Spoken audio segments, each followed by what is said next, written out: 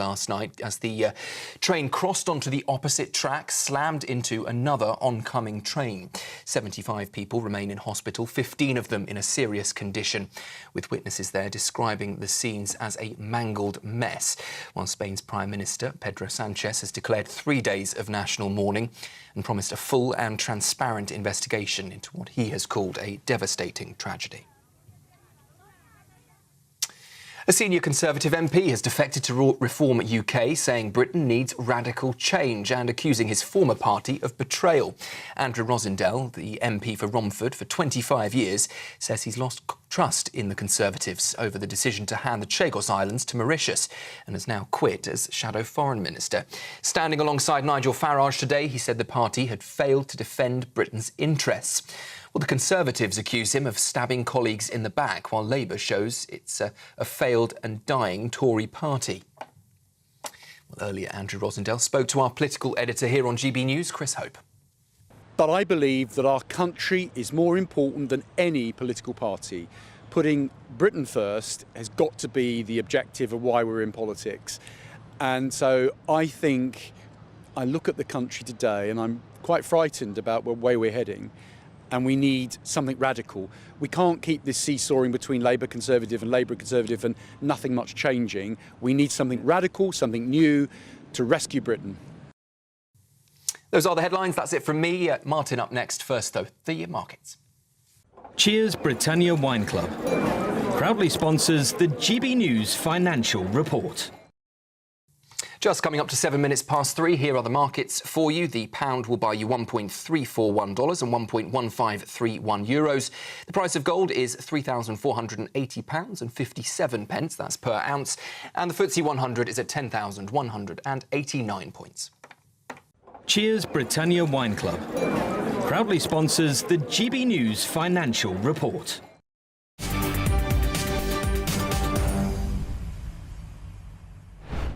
Thank you, Sam. Got some breaking news for you at the top of the show this hour. Are the Conservatives in crisis? Well, we can exclusively reveal that the Conservative leader, Kemi Badenoch, is to hold a crunch meeting with the Tory MPs this evening amid the two high-profile defections to Reform UK by Robert Jenrick and then next, Andrew Rosindell. Well, I'm joined in the studio by GB News' political editor, Chris Hope, the man with this breaking news story. Chris, it seems like the troops are about to be marched in. Read the riot act. Really have. Now, this is a letter written here from Kemi Badenoch to Tory MPs. Now, she's lost 2 Tory MPs in 4 days to Reform UK. This is the Tory leader laying down the law to them, saying, if you have got different opinions, that's fine, but you can't be part of my team. She says this, it's showing part of it on screen now. Differences of opinion are part of a healthy party, but there's a clear line between disagreement and trying to damage the party from within. Those who cannot be part of a Tory party that's changing in this way are free to make the other choices. Those who want to undermine or destroy the party will be dealt with firmly and fairly. There will be no hard feelings about that, as they will create space for those who share our values and purposes. She says it's been a big shock to many of you in the party. She wants to rebuild her party. She makes also clear here that there's no lurching to the centre ground. The right will not be abandoned after losing Andrew Rosindell and Robert Jenrick in 4 days, 2 stalwarts of the right of the party. She's called a meeting of the 1922 committee of Tory MP. That's the entire mass meeting of the party, called for 6 p.m. tonight. A real moment here when we've got the party leader trying to lay down the law for those who want to go to Reform. Now, Chris, a lot of people might say, oh, this is just Westminster twonkery. It's not. This is a party leader getting the troops in a room and saying, if you want to go to Reform, clear off. Go on, get out of the room. Or, if you don't, stay with me and help me build. The trouble she has, of course, is that it not only might not stop the stam of blood, it could increase it. All those people, and we've got some exclusive analysis on the show in about 10 minutes' time of who could be on that top of the topple list, as it were. You could just flush them into the open and make them clear off. That's right. I mean, there's a risk there. How many might go with Jenrick or Rosindell? I've asked both those MPs. I've been for GB News in the past 4 days, and today Andrew Rosindell. They don't know who might go with them, if there are any. There are others. I wouldn't be surprised if there are a few others go. We might get towards 12 Reform MPs by this deadline of May the 7th. But this is spring cleaning by the Tory leader. You're seeing on screen now there footage of Nigel Farage and Andy Rosendale earlier. They're speaking about their symptom to come across. A real moment, I think, here for this Tory party and for this Tory leader. It could go two ways. She's trying to show strong leadership to kick out those who are in her way, but she's saying she will not lurch back to centre ground. The people expected to be on that list, of course, one of them is Suella Braverman. A lot of people thinking she is one of the next big names to follow. Later on in the show, I've also got the seats most likely to fall to the Conservative Party, to the Reform Party from the Conservatives. They might top the list. You're right. On the one hand, this is Kemi laying down the iron rod. You know, get in line or get out of the party. Which is all she can do, really. Yeah. That's what else can you do? But she's bringing to a head, I think, a crisis which was going to hit her leadership at some point. I always felt that she needed to have a fight with some part of her party to define who she is.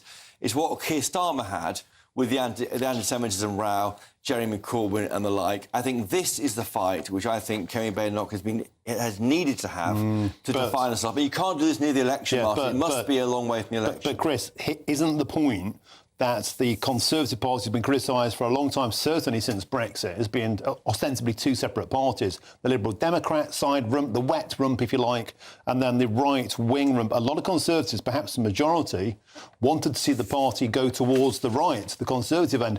If they're all hemorrhaging out towards reform, what does that leave the Conservative Remainers, if you like, as? It leaves the wets behind.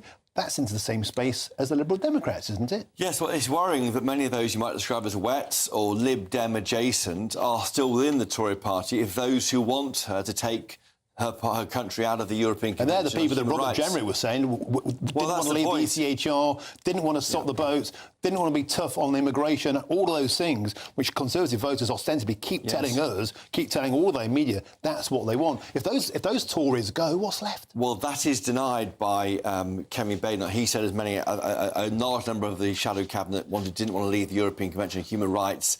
That is a fight I think this party hasn't had yet. But perhaps this is a way of doing it. This is a way of saying to them, if you're not happy, clear off, left or right. Follow the Kemi way or the highway. Well, the hairs are certainly causing here. The Jack Russell down the borough.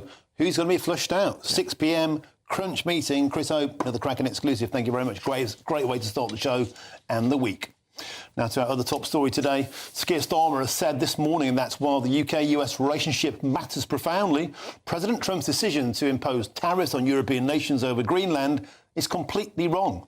His announcement comes after President Trump imposed a 10% additional tariff on all goods from Britain and the European Union and also threatened to increase it to 25% unless he's allowed to buy the Danish territory of Greenland. Well, let's now speak with the Secretary-General of the International Chamber of Commerce, United Kingdom, and that is Chris Southworth. Chris, pleasure to have your company. Thank you very much for joining us today. At least we have, sir, political alignment today. We seem to have, apart from Ed Davey, that is, political leaders saying the last thing we want with the United States is a trade war. It's a war we can't win. Are you happy that for now we have calm? I thought the speech today was excellent. This is far bigger than the UK. This is about the UK, Europe, the Commonwealth. Don't forget, Canada gets quite often forgotten about. This is about the future of the Arctic space. It's only once in a lifetime, if at all, when a new region just opens up for trade. And of course, that's exactly what's going on in the Arctic, and Greenland's right in the middle of it, hence we're all focused on it. But this is all about partnership. He was absolutely right on that. It's about working together. It's about standing up for our values. It's not about tariff wars. That doesn't help any of us. It's about finding the right solution in a pragmatic way, on a practical sense, to deal with the issues that are now both open to us, available to us, and are absolutely a priority for all of us. Chris, some people say that this is being America's poodle again. It's pandering to Donald Trump, but the facts are the facts, and that is we export £57.1 billion worth of goods last year in 2024, and we import $47 billion. So we need America. America is huge. Tariffs would genuinely punish the United Kingdom. So for now, they're not going to exist. But how can we stop Donald Trump's seemingly inexorable desire to get his claws into Greenland? Well, let's put that in context. The US is our biggest single trading partner, but our biggest trading partner by far is Europe. That's 40% of our overall trade. 60% of our economy relies on trade, just to put that in context. So the US is very important, of course, but it's only a part of a much bigger picture. And what we're talking about here is a much bigger sort of trading strategic relationship across the north of the world, the Arctic. Greenland's in the middle of it all. And that requires, we're just as interested in that as North America. It's not just about the US, it's about Canada as well as the Greenlanders and Denmark, who are actually are sovereign owners of the space. So, you know, we have to just focus, keep calm, de-escalate the tensions. The solution to all of this is not tariffs. And just because there's a threat of a tariff does not mean that actually a tariff will happen. We've seen examples of that already. And even if you look at the actual tariffs that were threatened last year, the big Liberation Day in the US, only a fraction of those have actually come into place. You know, what was 30%, 20%, 10%, actually in reality is 2 to 5%, a little bit more than that for some sectors, but it's a lot less than people think. So, you know, just keep calm, focus. Diplomacy will be the solution to all of this. Chris, just wanted to interject there because we haven't seen that approach from Emmanuel Macron threatening to unleash the trade bazooka. And we've also seen Germany threatening with kind of reciprocal tariffs. Surely, you know, this proves that we're better off out of the European Union. We're not tied to any of those deals. You know, we're Brexit. We can go it alone and we can try and do a bespoke deal with Donald Trump to ease the pain. Not at all. I think actually what this shows is it's sort of good cop, bad cop, call it what you want. Of course, you know, the EU have much bigger leverage. You know, they can not only just pull that so-called bazooka, but they could actually limit, as could all of Europe, including the UK, limit access to US bases. We could limit access to US funding and US exports on military. That's that'd be an international trade and political war, the likes of which the European Union has never fought. It'd be disastrous for the economy across the bloc. Well, that's why, you know, nobody is suggesting it. OK, if the French are suggesting it, you know, I wouldn't overread into it. If you look at what everybody else is saying, nobody wants an escalation here. I think what all the Europeans are doing is just putting down the markers. If we have to play hardball, we can, and that's fair enough. But actually what everybody wants is a diplomatic solution. And the UK here is, again, being a bridge, as we always are. But we need to trade, as the Prime Minister set out today, with both. The relationship is with both. It's not one or the other. Superb stuff. Fascinating stuff. Thank you genuinely for your company. I've really enjoyed that. That's the Secretary-General of the International Chamber of Commerce, United Kingdom, Chris Southworth. Thank you very much for your company. Chris, I want to get some political reaction to you from this. It's been quite marked today that Nigel Farage, Kemi Badenoch, in agreement with Sir Keir Starmer. And let's give credit where it's due. Keir Starmer, I think, was cool, calm and calculated this morning. We don't want a trade war with America. It's a war we cannot win. It's a nightmare for him because he's got to try and keep on side with the US, so important now outside the European Union. But does he choose to go with Europe, the European Union, or the US? That's an exact question I asked him at the briefing this morning. Here's what he had to say in reply. Says he no longer feels an obligation to think purely of peace. It's now the moment you must choose between the US and the EU. Is this a fracturing in your special relationship? I don't think it's right for us to choose between the US and Europe. And that's not a new position today. That's the position I've consistently held, as have previous governments, because we are allies with our European partners and allies with the US. And the strength in being able to keep both those alliances has served us well over the last 80 years. So this is not a moment to sort of choose one between the other. I feel that over many years we've not paid enough attention to what we European nations can and should do in our own defence. And this reinforces why it's important that we do that. Sir Keir Starmer with his answer to me earlier. Now, what's interesting, I think, is the way that the main parties in the country now are backing the Prime Minister. We know Kemi Badenoch is doing it, but also Nigel Farage. Not often you have Nigel Farage and Sir Keir Starmer on the same hymn sheet. Farage himself flies to Davos on Wednesday. He'll go to what they call USA House, which is a pavilion. So the Trump team are all in town on Wednesday.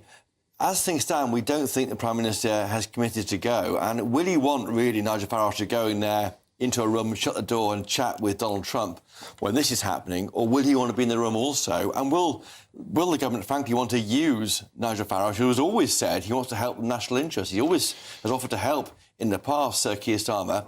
This could be Nigel's moment. The funny thing is, Keir Starmer gets stick for being never here. Keir jet set Starmer. If he doesn't go, Nigel Farage will get in through the cat flap and be the Trump whisperer. It's a bit of a lose-lose scenario for the Prime Minister. Yes, but I think on some cases, I think that press conference earlier was dramatic. It seemed to me the responsibility of what he's facing, the Prime Minister, weighed heavily on him. He said this is a moment for the whole country to pull together, almost like a wartime leader there. He does do... I think also, to be fair to Keir Starmer, he does have to travel the world because he's not part of these big multinational groups like the EU anymore. He's got to build his own bilateral meetings. So in order to meet all 28 members or 27 members of the European Union, he has to do 27 individual visits. That takes time. I know he is called Never Hear Keir, but frankly, that's the curse or the benefit of Brexit, whatever you see. Yeah, to bring Brexit into it. Right, we've got loads more to come on this show. Beautiful start to the show, Chris. A cracking exclusive. Still more to come, including facial recognition cameras in Croydon have helped to nick over 100 wanted cons. But is the use of clampdown cameras a welcome breakthrough in the war on crime or an invasion of privacy? And next, we discuss this. And has to be our next Prime Minister because our country needs reform. Andrew Rosendale today became the latest Tory to defect to Reform UK. But who could be next? Well, GB News can exclusively reveal the top 10 Tories most likely to topple to Reform. That's next. Don't go anywhere. This is GB News, Britain's #1 news channel.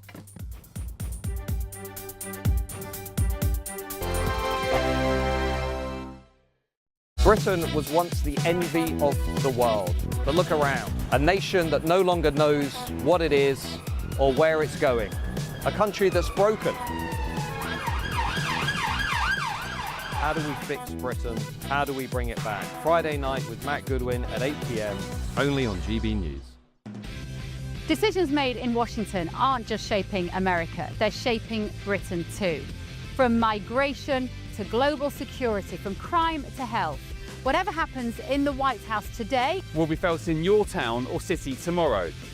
That's why The Late Show is live from Washington, D.C. Cutting through the politics to show you what it all means for Britain. The Late Show live every night at midnight. Only on GB News, Britain's news channel.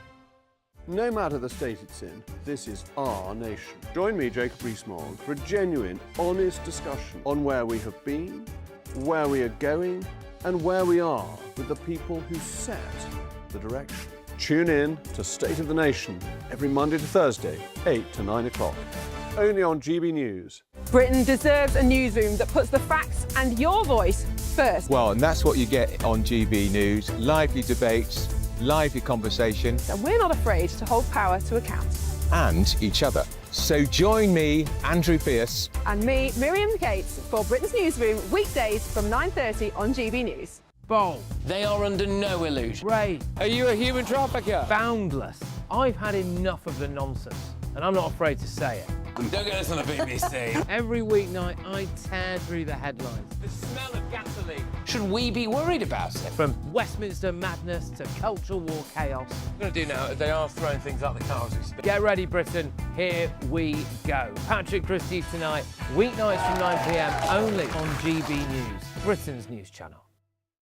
Hi, I'm Michelle Dewberry, and my show is your opportunity to cut through all the noise and dive in headfirst to some robust debates. Ideas clash. Situation, no, isn't it? Because the failure is... You're deliberately avoiding my point. Nothing's held back. And if you think this is the end of it, wait for more. And we do not shy away from the difficult stuff. Sometimes I want to shake people and say, if only you understood. So join me on Jubes & Co. weeknights at 6 p.m. only on GB News, Britain's news channel.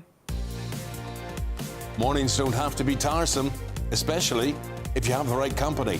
Wake up to news as it happens, opinion and debate, and of course, a little bit of entertainment too. Because when the kettle's on, we're on. That's Breakfast on GB News, a show worth waking up for. Every morning from 6 a.m. Only on the People's Channel, Britain's news channel. We'll spread the news, you spread the word.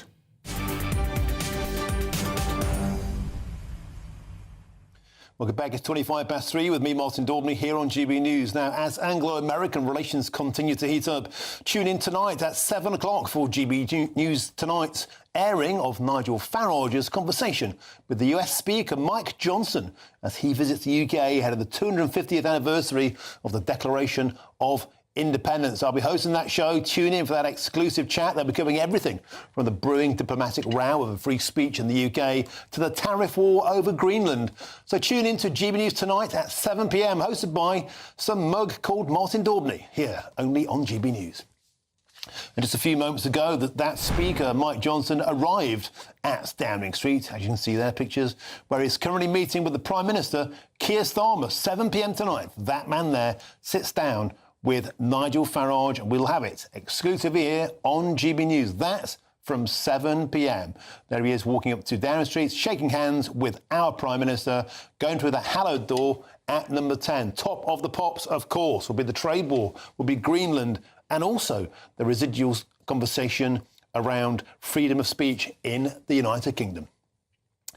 Now, moving on, the 9-week trial of Prince Harry and other high-profile British figures' privacy lawsuits against the Daily Mail newspaper's publisher, has begun today. And let's get an update now with GB News' royal correspondent, Cameron Walker. Cameron, it's all kicking off in the courts again. Tell us the latest.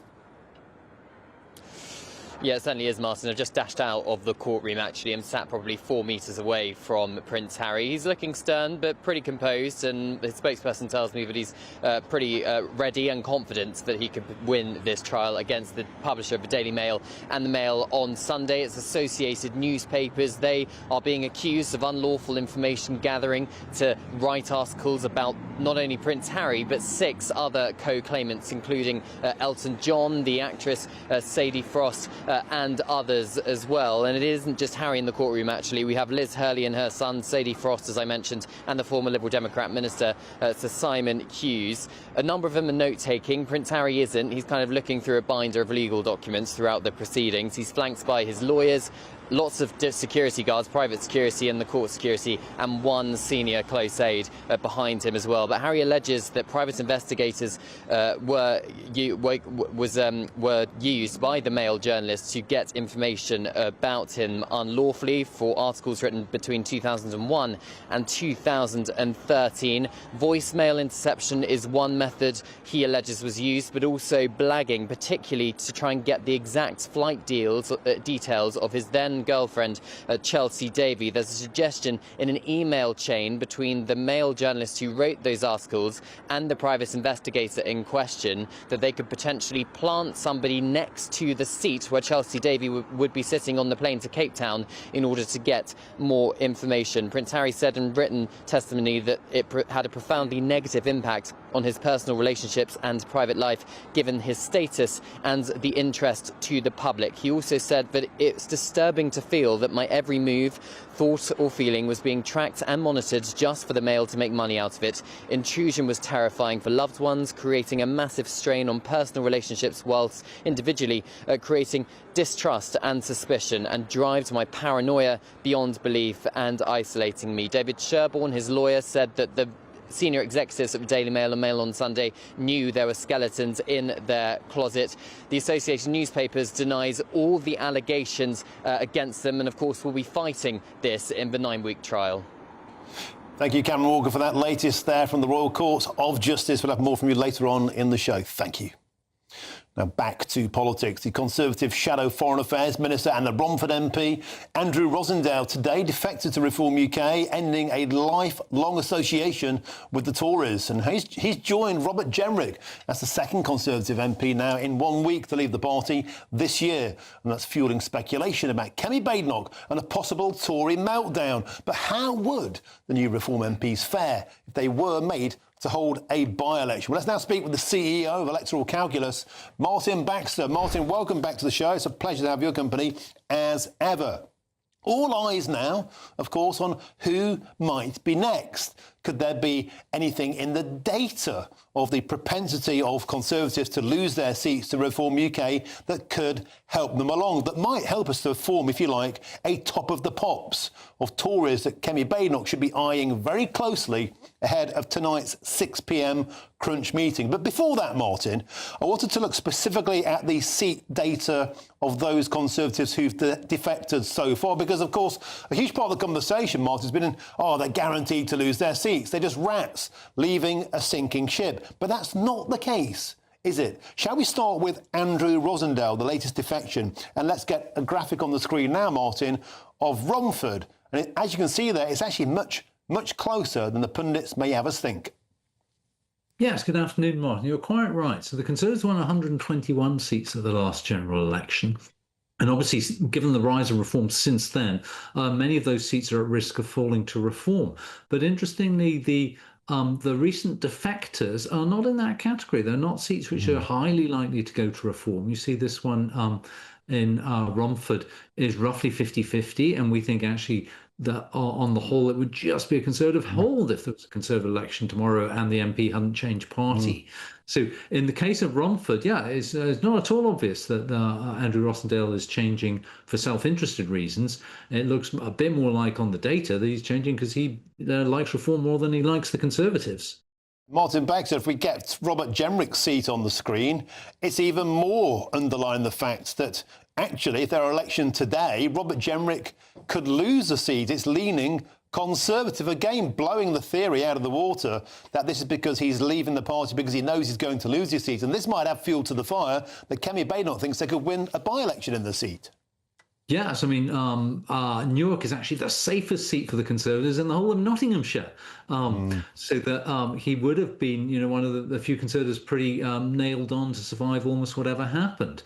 The fact he switched doesn't necessarily mean that a non-Jenrick Conservative could beat Robert Jenrick running as Reform. Our models are not clever enough yet to know what's going to happen there. So if he were to have a by-election, I think it could go either way, but he might well hold it for Reform. We remember that Douglas Carswell did something similar in Clacton a few years ago, switched parties and held a by-election. It can be a successful strategy, but equally there is a little bit of a risk attached to it. All right. Martin, let's get just one final one on there. It is, of course, Fareham and Waterlooville, a seat belonging, of course, to a certain Braverman, Suella. And, of course, all eyes are on that. And again, there's not a cigarette paper in it. Reform on 48, Conservatives, I believe, on 40. They're more or less on equity. That's right. So very much 50-50. So again, there's no big push for Suella Braverman to switch to Reform just for self-interested reasons. There are some Conservative seats like that where Reform have got 70 or 80% chance of winning if there were an election tomorrow, but we've not heard anything from the MPs in those areas. Now, Martin, the point that you made to me today, which I thought was fascinating, when you look at the actual propensity of seats most likely to lose to Reform, of all of the defectors so far, I think the highest up on that is it 48? It's Rosendale. So there are 47 Conservative MPs more likely to lose to Reform than anybody who's defected so far, which is fascinating. Now let's get to the juicy bit. When you look at those who are the most likely to lose to Reform, who's at the top of the pops? So, and again, this is just the numbers. This is nothing to do with these MPs' political likelihood to switch to Reform. But Basildon and Billericay is the seat which Reform would be most likely to gain from the Conservatives if there were an election tomorrow. The Reform have a, 86% chance of winning that seat. So that's, Essex is a big stronghold for Reform, so that could go there. The MP there, Richard Holden, I'm not an expert, but I've not heard his name mentioned in context with moving to Reform. So it's at the moment, it does not look like that Nigel Farage is taking on board. I don't know what the polite word would be, but as you say, the sinking ship rats is not necessarily the group that he is taking, even if they're trying to jump off the plank. And that is precisely the point. The narrative, they're jumping the ship because they know they're going to lose isn't the case, and there are 47 other Conservatives more likely to jump the ship than those who already have, if they're basing it purely on surviving at the next general election. Martin, back to you, the best in the business. Thank you very, very much again for coming on the show today. Chris Hogue, want to get a quick reaction ahead of you. Of course, you're exclusive today, this crunch meeting at 6 o'clock. This is a list that will make the Conservative Party's head rotate.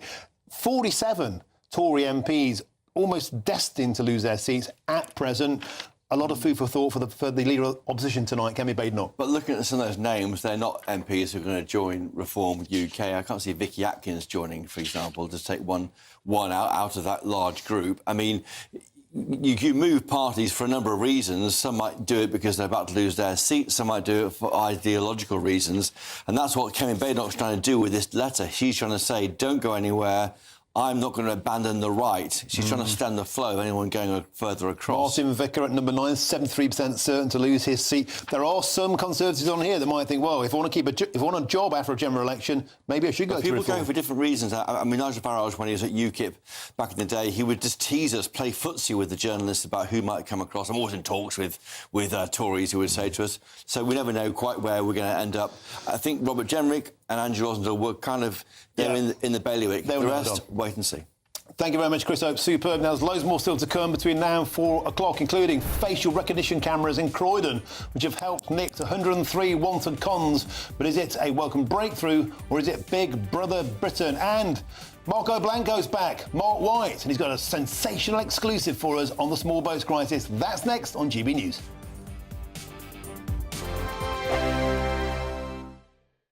Hello, good afternoon. Welcome to your latest GB News weather update brought to you from the Met Office. A cloudy picture for the rest of today.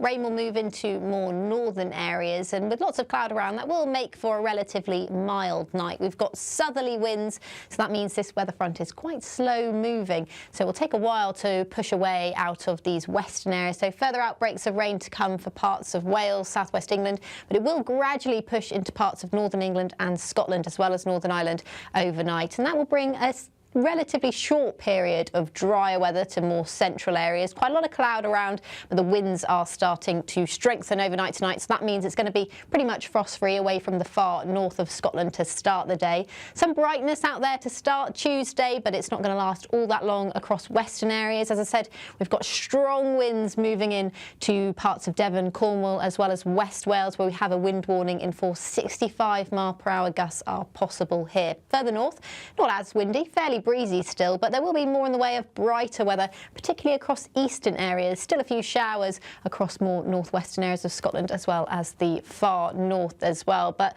there'll be more in the way of dry and brighter weather the further north and east you are through Tuesday. As I said, it's still going to be a pretty breezy day, but some sunny spells here and there. A very different story, though, further west for Wales, southwest England, as well as Northern Ireland. Heavy bursts of rain into the afternoon, but the winds are the one that could bring some impact. So please check before you travel. More in the way of sunshine, 8 or 9 degrees. It's about average for the time of year. Slightly warmer feeling day than today out there tomorrow. And then that rain will push further north once again through Tuesday evening. The winds remain quite strong actually into the evening across more western areas. And that rain will gradually move further north. And actually it's across eastern parts of Scotland where we could see some rainfall impacts later on this week. So please stay tuned. Bye-bye. Thank you, Britain, for helping us reach 10 million followers across our social media platforms. We're truly honoured to have your trust, one follower at a time.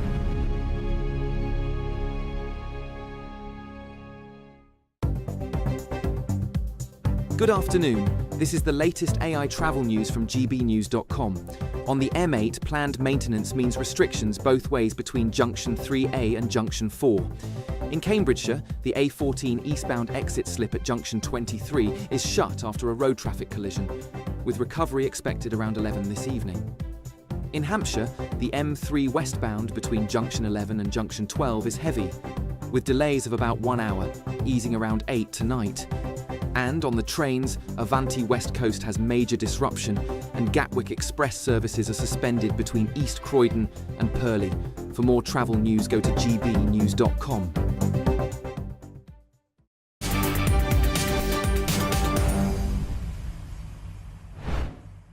Well, Look at that, we've got some more breaking news for you now, and it's this. Keir Starmer's small boats record is officially now worse than any of his predecessors as Prime Minister. GB News can exclusively reveal shocking data coming into us now from the one and the only GB News' Homeland Security Editor, Mark White, for the latest. Mark, welcome back to the show. We've missed you sorely, and you've got some incredible data here. Makes for grim reading for the Prime Minister. Yeah, I'd like to take the credit for this, but it's our colleague Jack Walters on the digital desk has done some sterling work, just delving deep down into the figures, and we can reveal that Boris Johnson's total of 65,815 migrants who arrived in his 39 years in office has now been surpassed in about half that time, 19 months in office, by Sir Keir Starmer. We're just waiting on the final figure, but it's over that 65,815. The Border Force vessel Volunteer has just arrived at Dover Harbour with what seems like the last load of today, but that will take it about 65,900 plus. So incredible that we are looking at a record smashed under, of course, the previous Prime Minister Boris Johnson, and even under Rishi Sunak as well. Now, in terms of how that equates, it equates roughly to about 115 migrants arriving each and every day of Sir Keir Starmer's 19 months in office. And if you compare that to Boris Johnson with 39 months in office, it was about half that, 58 illegal arrivals each and every day. Then Rishi Sunak, of course, in office for some 22 months, that averages at about 81 per day. So you can see out of the previous group of prime ministers who served some considerable time. We can't really include Liz Truss in that. She was in office for such a short period of time. But looking at those and comparing the time served to the number of migrants arriving, Sir Keir Starmer has well and truly outdone them, a record he will not want to be boasting about, but that's where we are. And we're looking, already we've had over the course of just the first few weeks of this year some pretty awful weather, as you would expect in January in the Channel, but we are now over 900 who've arrived in this first month, another 100 or so, and we'll beat last January's total for January. So you can see where we're heading to, Martin, in the year ahead, despite what we're told was this drive to smash the gangs by Sir Keir Starmer, on the ground at least, in the water. It's not working. Well, Mark White, he's smashed the records, twice as bad as Boris Johnson and 1.5 times as bad as Rishi Sunak. Those are the numbers, and the numbers don't lie. Thank you very much, Mark White. We'll delve into detail more with you in the next hour. And thanks again to our digital colleague, Jack, there. Sterling work. Thank you very, very much indeed, gentlemen. Now to our next story now. Thames Valley Police are one of 7 forces rolling out a facial recognition scheme to help catch criminals. Some fear the technology is being used to turn Britain into a surveillance state. But Thames Valley believe monitoring people in this way is proportionate and it is justified. Well, let's now speak with the commentator and the anti-knife campaign, a great friend of the show, Ken Hines. Ken, welcome to the show. It's a pleasure to have your company. The clampdown, the digital clampdown via cameras continues, particularly in Croydon. We see it's been used to catch 103 wanted criminals, one every 34 minutes for when it's turned on. Now, as an anti-knife crime campaigner, you're in favour of this technology, aren't you? Yeah, I welcome this technology, but it always comes with what I term as safeguarding concerns. And my safeguarding concerns is only from my lived experience of people who have been caught up. One of my colleagues were caught up where they were misidentified by this very same technology. And the embarrassment it's caused him by being stopped in public. It's like, as I say, being like stopped and searched. They called it stopped and scarred, and being then losing that confidence about having that positive interaction with the police. So there is knock-on effects that being stopped underneath the misidentification causes. As I said, I just need transparency. I need accountability, and I need to know how wide range are they going to be using this technology. Is it to stop people who hold parking tickets, for example? Where does it end? And when you get it wrong, how do you fix it? How do you then take people's misidentification off the system? These are things that concerns me.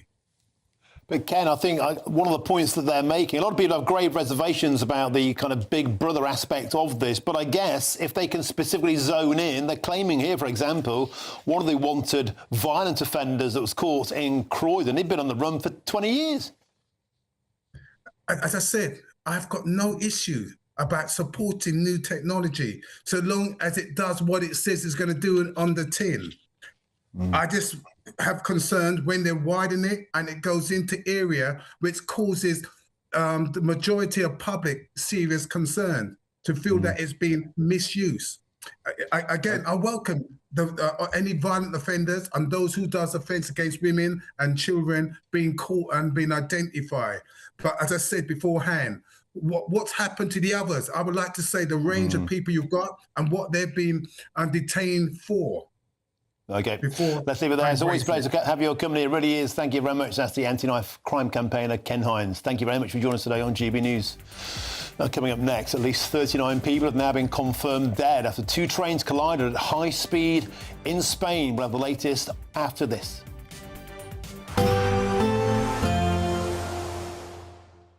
Ready to soak up that holiday sunshine? Won't we need some cover? No worries. All sorted. All Clear Travel Insurance sponsors GB News Travel Destinations Forecast. Hello there. Storm Harry, named by the Spanish Met Service, will bring some heavy rain, thunderstorms, strong winds to central parts of the Mediterranean over the next few days. Dry across Turkey and Greece on Tuesday, but rather chilly. Wet weather across Italy into the Balearics and then eastern Spain as well. Some snow over the higher ground. Dry towards Madeira, down into the Canaries, Tenerife, 18 degrees, sunny spells, where it remains warm over the next few days here. All Clear Travel Insurance sponsors GB News Travel Destinations Forecast. Britain was once the envy of the world. But look around. A nation that no longer knows what it is or where it's going. A country that's broken. How do we fix Britain? How do we bring it back? Friday night with Matt Goodwin at 8 p.m. only on GB News. Good afternoon, Britain. Weekdays from midday. The University of Bristol has been threatened with legal action by a leading academic who led a recent government review into sex and gender data collection. Well, Professor Alice Sullivan claims her freedom of speech was restricted after a talk she gave was disrupted by a trans rights protest. Protesters actually scaled the walls of the building. We were in a first-floor lecture theatre, and they climbed the walls in order to bang on the windows and sort of howl through the windows. It felt incredibly surreal in there. It was like some kind of zombie apocalypse. What was it, Alice, that these students objected to? So you have recently led this government review, and all you've said, as far as I can see, very rightly, is that police should be recording and the NHS should be recording people's biological sex rather than their gender identity. And you have very good reason for saying that, which is that cancer referrals have been missed and crimes have been misrecorded because of this idea of gender identity. Is that really what these students object to, or have you said anything else that they might object to? No, and it is extraordinary. I have literally argued that we should collect data on sex and we should also collect data on transgender identities as well. It's not a zero-sum game. We need accurate data on all groups in order to serve the needs and the human rights of all groups. It's all I've ever said. And I can only imagine that had these protesters actually come in and listened to my talk, they might have been surprised, because I really don't know what they thought I was saying. Obviously, from the perspective of someone outside the room banging on the window, they have no idea what I'm saying.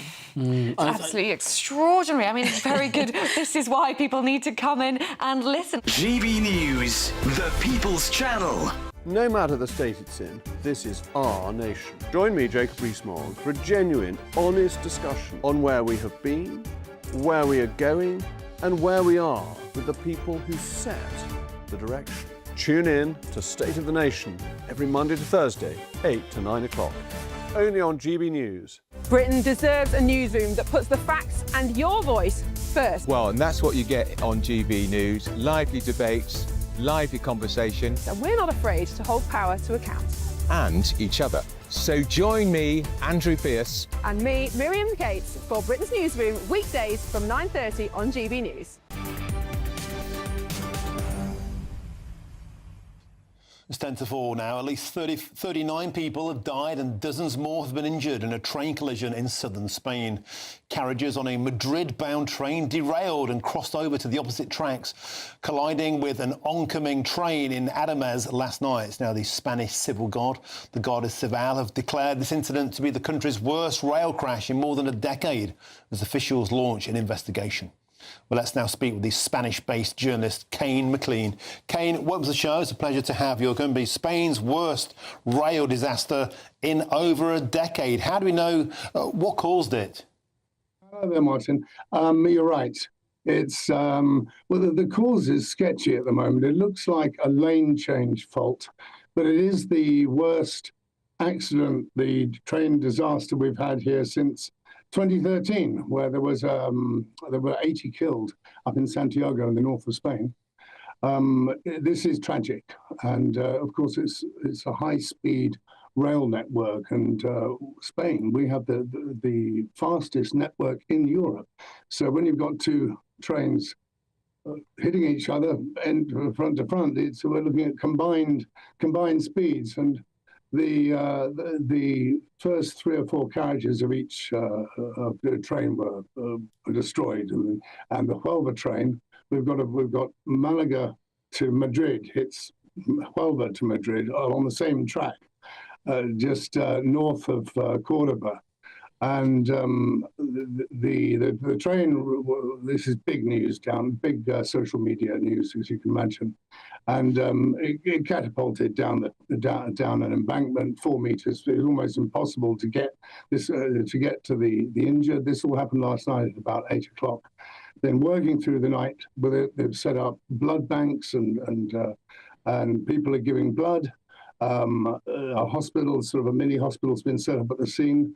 And it's so large, it's so tragic for this country that our president here, Pedro Sanchez, has declared 3 days of mourning because of this. And Kane, seeing the pictures on the screen, it's incredible the size of this. And it's important to point out, as you said there, Spain has an envious rail network in many senses. And as I understand it, Kane, this track itself was serviced as recently as May. So this is not like a decrepit railway system that's creaking. It just seems to be perhaps a tragic accident. Not at all. This is what's such an enigma, because the actual the Madrid train's only 4 years old, and the track, the network, there was 700 million euros of investment into the Seville Madrid line. So accidents of decrepit infrastructure, it just shouldn't happen.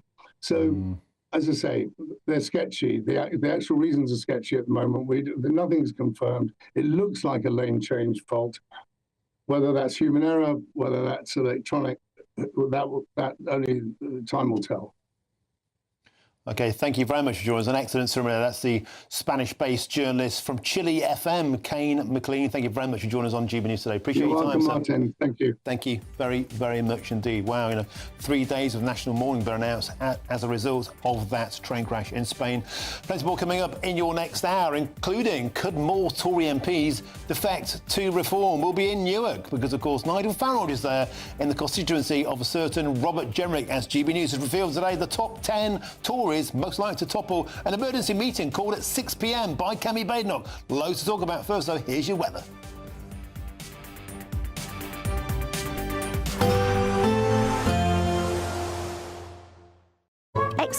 warm spells with the odd rude interruption. Boxed Boilers sponsors the weather on GB News. Hello, good afternoon. Welcome to your latest GB News weather update brought to you from the Met Office. A cloudy picture for the rest of today. Rain will move into more northern areas, and with lots of cloud around, that will make for a relatively mild night. We've got southerly winds, so that means this weather front is quite slow moving. So it will take a while to push away out of these western areas. So further outbreaks of rain to come for parts of Wales, southwest England, but it will gradually push into parts of northern England and Scotland, as well as Northern Ireland overnight. And that will bring a relatively short period of drier weather to more central areas. Quite a lot of cloud around, but the winds are starting to strengthen overnight tonight, so that means it's going to be pretty much frost-free away from the far north of Scotland to start the day. Some brightness out there to start Tuesday, but it's not going to last all that long across western areas. As I said, we've got strong winds moving in to parts of Devon, Cornwall, as well as West Wales, where we have a wind warning in force. 65-mile-per-hour gusts are possible here. Further north, not as windy, fairly breezy still, but there will be more in the way of brighter weather, particularly across eastern areas. Still a few showers across more northwestern areas of Scotland, as well as the far north as well. But there'll be more in the way of dry and brighter weather the further north and east you are through Tuesday. As I said, it's still going to be a pretty breezy day, but some sunny spells here and there. A very different story, though, further west for Wales, southwest England, as well as Northern Ireland. Heavy bursts of rain into the afternoon, but the winds are the one that could bring some impact. So please check before you travel. More in the way of sunshine, 8 or 9 degrees. It's about average for the time of year. Slightly warmer feeling day than today out there tomorrow. And then that rain will push further north once again through Tuesday evening. The winds remain quite strong actually into the evening across more western areas. And that rain will gradually move further north. And actually it's across eastern parts of Scotland where we could see some rainfall impacts later on this week. So please stay tuned. Bye-bye. Expect warm spells with the odd rude interruption.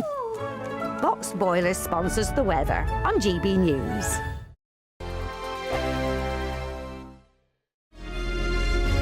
Thank you, Britain, for the thousands of you who are becoming friends of GB News every week. You're not only watching and listening to our programmes, you're becoming part of them too.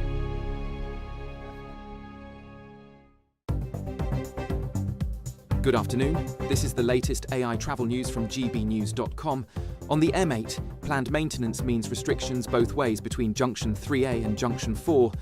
On the M60 anti-clockwise, between junction 17 and junction 15 near Salford, a tyre change is blocking one of 4 lanes, adding queues. On the M3 westbound, between junction 9 and junction 12 in Hampshire, heavy congestion is causing delays of around 1.5 hours. And on the trains, Gatwick Express services are suspended between East Croydon and Purley, while Grand Central has major disruption between Stevenage and London, affecting some services. For more travel news, go to gbnews.com. An incredible £85,000 in tax-free cash could be yours. Hi, I'm Jane. I won £54,321 with the Great British Giveaway. Oh, definitely please enter. It is real, and that one text has just made my life 100% better. For another chance to win £85,000 cash, text cash to 63225. One entry costs £2.50 plus one standard network rate message, or text bonus to 63225. 5 entries cost £5 plus one standard network rate message. Go to gbnews.com/win. Entries start at £2.50. Call 0903 686 3232. Calls cost £2.50 plus your network access charge, or post your name and number to GB18 PO Box 8690 Derby DE1 9TT. UK only. Entrance must be 18 or over. Lines close at 4 p.m. on the 30th of January. Please check the closing time if listening or watching on demand. Good luck. Exciting news. Every Friday, my Patrick Christie's Tonight Show is going to have a twist to it. We're welcoming some special guests. You. That's right, on Fridays, I'm going to be doing my show in front of a live studio audience, because this show is about you and what you have to say. It's going to be the same big debates, same big topics, same big opinions. But every Friday night at 9 p.m, you are invited to come on down to Patrick Christie's Tonight to be a part of the action. Only on GB News, the People's Channel, Britain's news channel. Hi, I'm Michelle Dewberry, and my show is your opportunity to cut through all the noise and dive in headfirst to some robust debates. Ideas clash. Situation, isn't it? No, Because the failure is you're deliberately avoiding my point. Nothing's held back, And if you think this is the end of it, wait for more. and we do not shy away from the difficult stuff. Sometimes I want to shake people and say, if only you understood. So join me on Jubes & Co. weeknights at 6 p.m, only on GB News, Britain's news channel.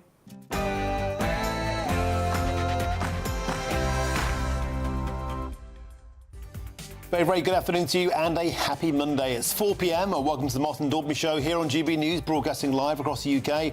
All the very latest news, debate and analysis all the way through until 6 p.m. We've got a cracking show and here's what's on today's menu.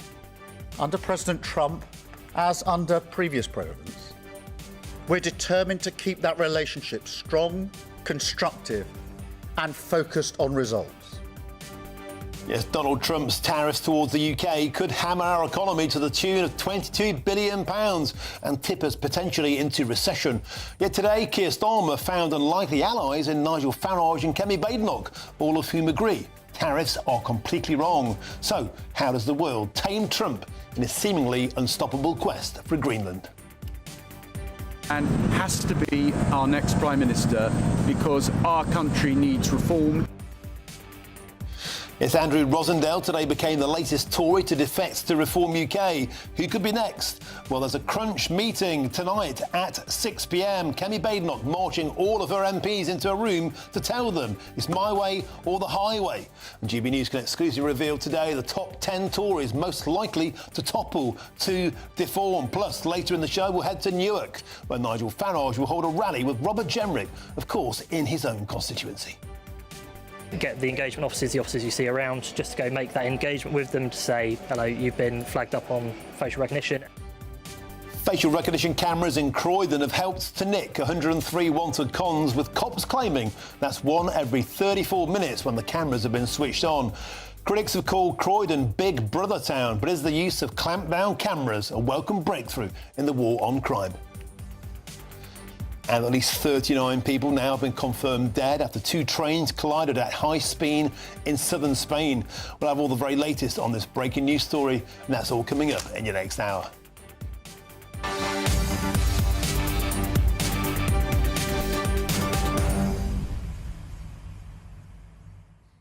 Welcome to the show, and GB News can exclusively reveal this hour. Our colleague on digital, Jack Walters, has an exclusive. A grim record has been surpassed for Sir Keir Starmer, now officially the worst Prime Minister when it comes to his total inability to stop the boat. Sir Keir Starmer promised to smash the gangs. All he smashed is records. A grim milestone has been passed in terms of the numbers of illegals arriving on his watch. We have the full data on GB News this hour, proving that Keir Starmer's record is twice as bad as that of Boris Johnson and one and a half times worse than that of Rishi Sunak. Plus, at 6 o'clock tonight, a crucial meeting. Tory MPs marched into Parliament to face Kemi Badenoch. She'll lay down an ultimatum. Stick with me or get out of the door and go and join Reform. Get in touch, gbnews.com/your say is the way to do that. Or you can use the QR code on your screens right now. But let's get your headlines now. And here's Sam Francis.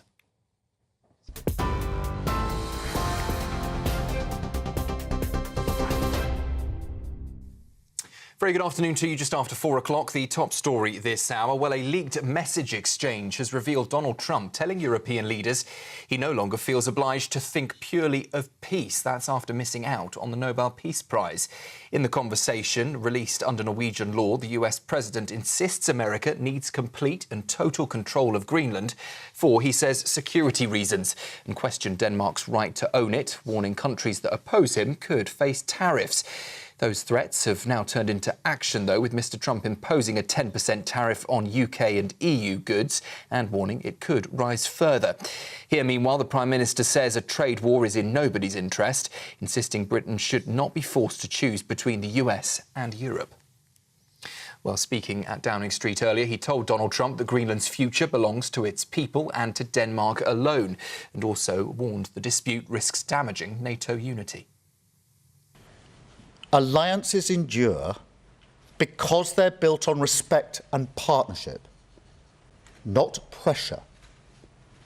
That is why I said the use of tariffs against allies is completely wrong.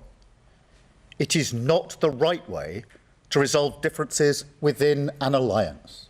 Such measures hurt British workers, British businesses, and the British economy. And that is why I've been so clear on this issue. A trade war is in no one's interest. And my job is always to act in the UK's national interest. Prince Harry has launched his latest courtroom battle against the tabloids, with the High Court told he was left paranoid beyond belief by what his lawyers describe as years of unlawful intrusion. The Duke of Sussex is one of 7 claimants, including Elton John and Elizabeth Hurley, suing Associated Newspapers. They are the publisher of the Daily Mail. Lawyers accuse the group of serious privacy breaches stretching back 3 decades, claiming the publisher strongly denies, calling them preposterous. It's Prince Harry's 3rd major legal fight with the UK press. Investigators probing Spain's deadliest rail disaster in years say they have found a broken joint on the track near the site of the crash. At least 39 people were killed when a high-speed train derailed, crossed onto the opposite line and collided with the oncoming service, leaving more than 100 injured.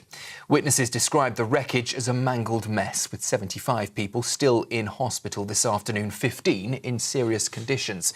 Spain's Prime Minister Pedro Sánchez has declared 3 days of national mourning and promised a full and a transparent investigation. Here, a senior Conservative MP has defected to Reform UK, saying Britain needs radical change and accusing his former party of betrayal. Andrew Rosindell, the MP for Romford for 25 years, says he lost trust in the Conservatives over their decision to hand the Chagos Islands to Mauritius and has now quit as Shadow Foreign Minister. Standing alongside Nigel Farage earlier, he said the party had failed to defend Britain's interests. The Conservatives accuse him of stabbing colleagues in the back, while Labour says it just shows a failed and dying Tory party. Well, earlier today, Andrew Rosindell spoke to our political editor, Chris Hope. Let's take a listen now to that clip of him speaking to our political editor. But I believe that our country is more important than any political party. Putting Britain first has got to be the objective of why we're in politics. And so I think I look at the country today and I'm quite frightened about the way we're heading, and we need something radical. We can't keep this seesawing between Labour Conservative and nothing much changing. We need something radical, something new to rescue Britain. Well, we'll take a look at the markets in just a moment, but I'll bring you some more details on that story emerging after a leaked message exchange that we mentioned to you at the beginning of this hour. That leaked message released by Norwegian law has shown a Donald Trump text message telling European leaders, including the Norwegian Prime Minister, that he no longer feels obliged to think purely of peace. That, of course, after he missed out on the Nobel Peace Prize. In the conversation, President Trump has insisted America needs complete and total control of Greenland for, he says, security reasons, questioning Denmark's right to own it and warning countries that oppose him could face tariffs. We're also hearing that France has now suggested it may intend to shun Donald Trump's invitation to join the Board of Peace. President Macron invited to join that initiative along with Sir Keir Starmer and Tony Blair. He now, though, according to French sources, saying that he will not join that Board of Peace for Gaza. It's following these latest remarks on tariffs across the UK and Europe. Bring you more on that later this hour. Next, though, let's take a look at the markets. Cheers Britannia Wine Club proudly sponsors the GB News Financial Report. 8 minutes past 4, here are the markets for you. The pound will buy $1.341 and 1.1531 euros. The price of gold, £3,480, 57 pence per ounce. And the FTSE 100 is at 10,189 points. Cheers Britannia Wine Club proudly sponsors the GB News Financial Report.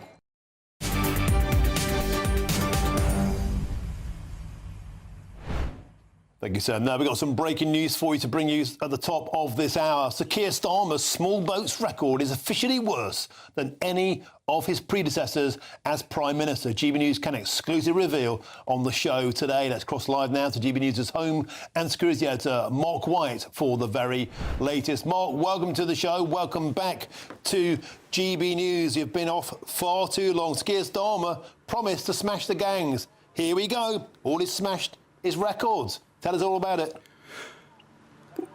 Well, absolutely. Listen, it's something that on this channel we're very proud of, that we managed to keep on top of the situation in the English Channel. It's of vital importance to many people across the country. We've got to thank our digital colleague, Jack Walters, for crunching the numbers today and coming up with, you know, the kind of record that Sir Keir Starmer will not be shouting about. He is officially now the worst Prime Minister on record in terms of his inability to manage the small boats crisis in the English Channel.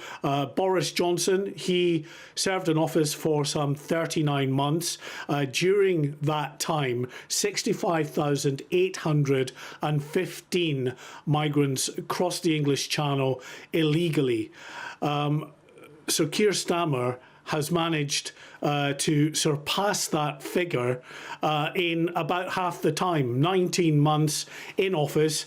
And today we can exclusively reveal our provisional figure shows that some 65,874 small boat migrants made the illegal crossing in the 19 months that Sir Keir Starmer has been in office. It was about 23,500 in the first 6 months in office. Then you'll remember, of course, the whole of last year, we saw the second highest number on record crossing, 41,500 almost crossed the English Channel at that point. Then you add to that about 900 who crossed the English Channel in the first few weeks of this year, and that takes us to that figure of 65,874. Now, how that breaks down is, I think, really quite interesting for the viewers here. If you look at Boris Johnson, for instance, with his 39 months in office, it worked out at roughly some 58 migrants a day who were crossing each and every day of the time that Boris Johnson was in office. But look at Sir Keir Starmer's record. He has seen 115 migrants cross each and every day. That's the average, remember, over the course of those 19 months. It works out at about 115. So you're looking there about double the number that Sir Keir Starmer has seen while he has been in office, and vowed, of course, that he was going to smash the gangs. And then look at Rishi Sunak, the Prime Minister, who many will acknowledge it was the small boats crisis that did for him and his Conservative government. He, in the 22 months that he was in office, saw an average of about 80 odd who were crossing each and every day of his time in office. So Keir Starmer, well in excess of both these previous Prime Ministers. Liz Truss doesn't count. She was only in office for about a month or so. Not enough time, Martin, really, to get any handle extrapolating the figures from her. It makes you realise as well, it's January. It's the coldest month of the year, but every window is a window of opportunity when the wind isn't blowing. Those are boats coming in today. This grim milestone has been beaten in the depths of January. 59 more now than in the entire time that Boris Johnson was in record by my fag packet maths. And Mark White, I put it to you, as you alluded to there, this is an issue that sunk Rishi Sunak. As sure as night follows day, it will sink Sir Keir Starmer unless he can get a handle on it. There's no doubt this is a big issue, a big crisis that this government has been grappling with ever since it came to office in the summer of 2024. And so Keir Starmer at that time branded the policy that the previous Conservative administration had on Rwanda, a gimmick. He said he was going to go after the criminal gangs, that his experience as a director of public prosecutions, as he's told us about so many times, would lead him to the conclusion that a law enforcement approach was indeed the best approach to go for. But all these months later, now 19 months later, there has been no slowdown. And as you say, already here in January, despite the horrific weather we've had, as you would expect in January, more than 900 have crossed. Well, in January last year, it was just over 1,000. So it's perfectly possible, as we've got a good day coming up again, I think, on this coming Saturday, although the weather is changeable, that we could see that number surpassed again. So all the records, sadly for Sir Keir Starmer and, of course, the long-suffering people in this country who are sick to the back teeth of these incursions across the English Channel, all the records are going in completely the wrong direction, Martin. Just an astonishing story. Rishi Sunak could not stop the boats. Keir Starmer clearly cannot smash the gangs, but a smashing exclusive there from Jack Walters. Tip of the hat to him.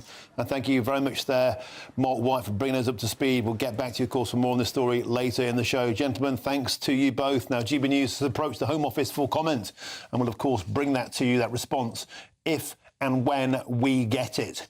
But elsewhere.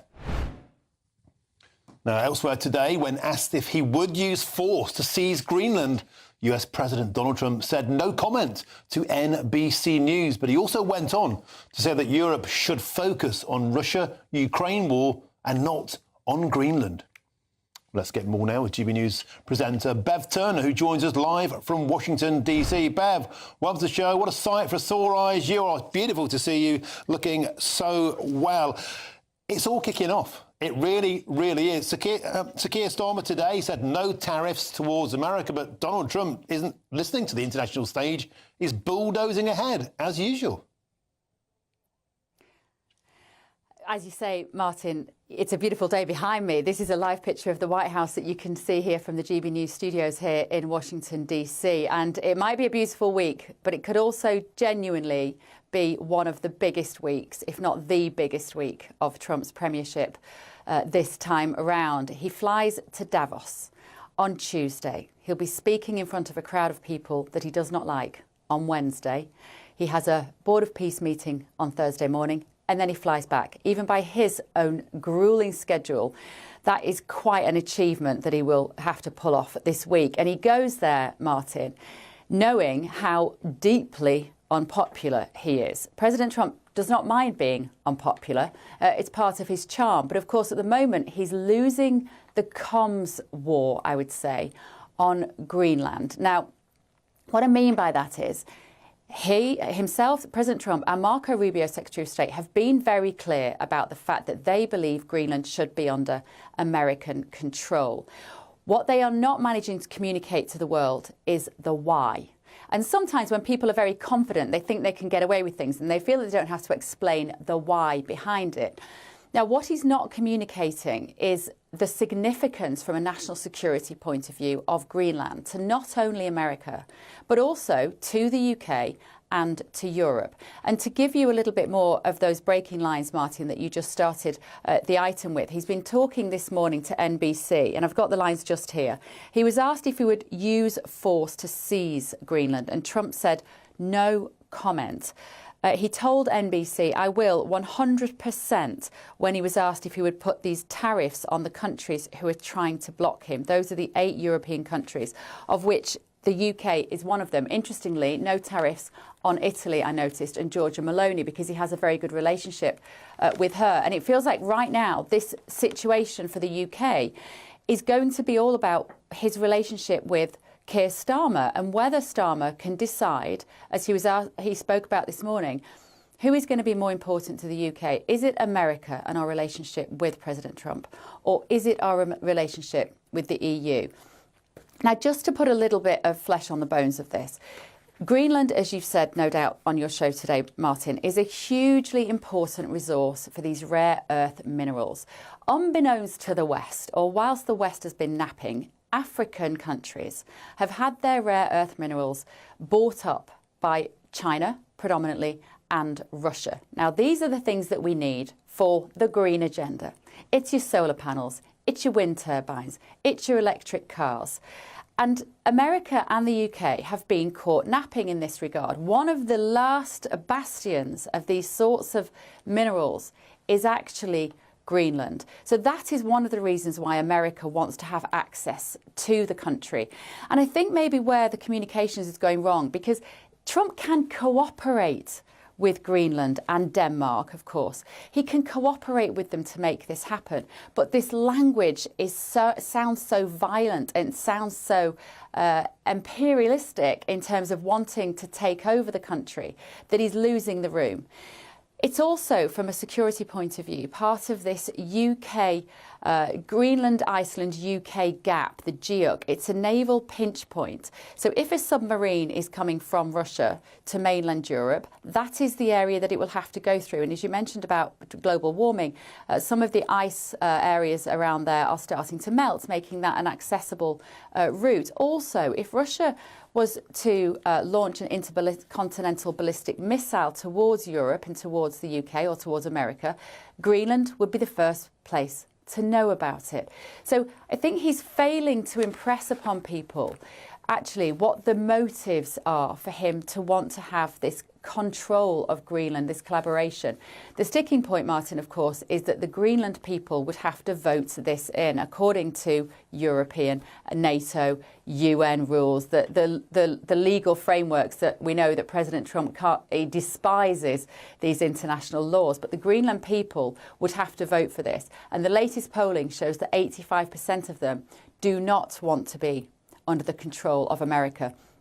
So he's using whatever weapons he has. He's using tariffs. He's trying to get Europe to back him via leveraging the trade deals. It's his favourite weapon. We've heard him say that tariffs is his favourite word, but he's got a long road to climb here. He's got a huge mountain to climb, Martin, this week if he's to persuade European leaders that this is in their best interest. And he's going to be doing it against a very hostile crowd in Davos, where I'm also hearing rumours that he might be about to take the World Health Organization relationship and tear it down the middle so that America would not be ever going back into an agreement with the World Health Organization. So as I say, it's a huge week in politics. All sorts of strategic decisions will be made this week, and where the UK ends at the end of the week only remains to be seen. Bev Turner, a phenomenal summary. You're exactly right. This is intercontinental ballistic politics. Perhaps Donald Trump should actually do the Chinese route. That involved cozying up to countries, investing billions in the removal of rare earth minerals and sharing the profits rather than threatening to go to conflict. They did that without firing a single shot. As you said, while we're all asleep. Incredible, Bev. It's beautiful to see you as ever, darling, but we have to move on. Thank you so much. That was superb.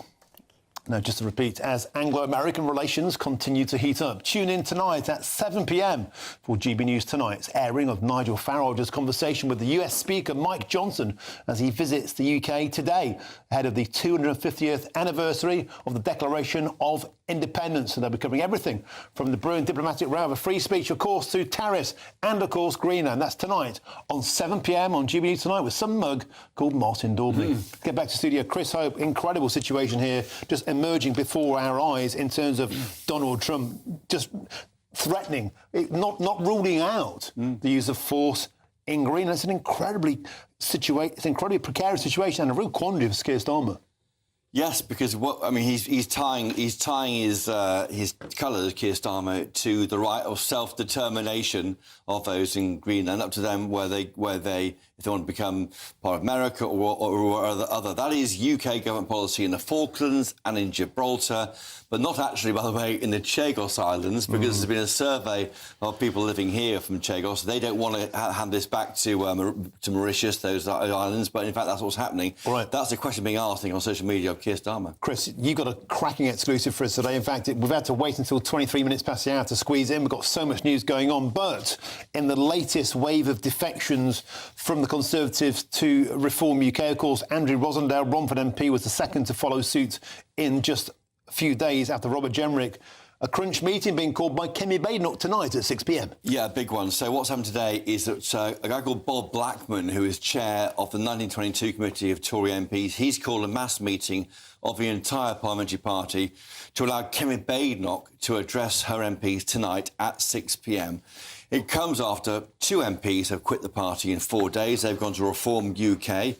This letter makes clear, I have it in my hand, it's been leaked to me at GB News. This letter makes very clear from Kevin Badenoch how she says, if you don't want to be here, you don't have to be here. She says, those who disagree, want to damage the party, who can't be part of the party that's changing, she says, are free to make other choices.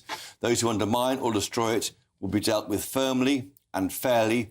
There'll be no hard feelings about that, as they'll create space for those who share our values and purpose. Also in the letter, it's a 1.5-page A4 letter for those listening on GB News Radio. She makes it very clear here that she won't allow the party to abandon the right, because there has been speculation from those online saying, well, clearly getting rid of Robert Jenrick and Andrew Rosendale means the Tories go back to the centre ground, leaving the space wide open for reform. That won't happen, we're told.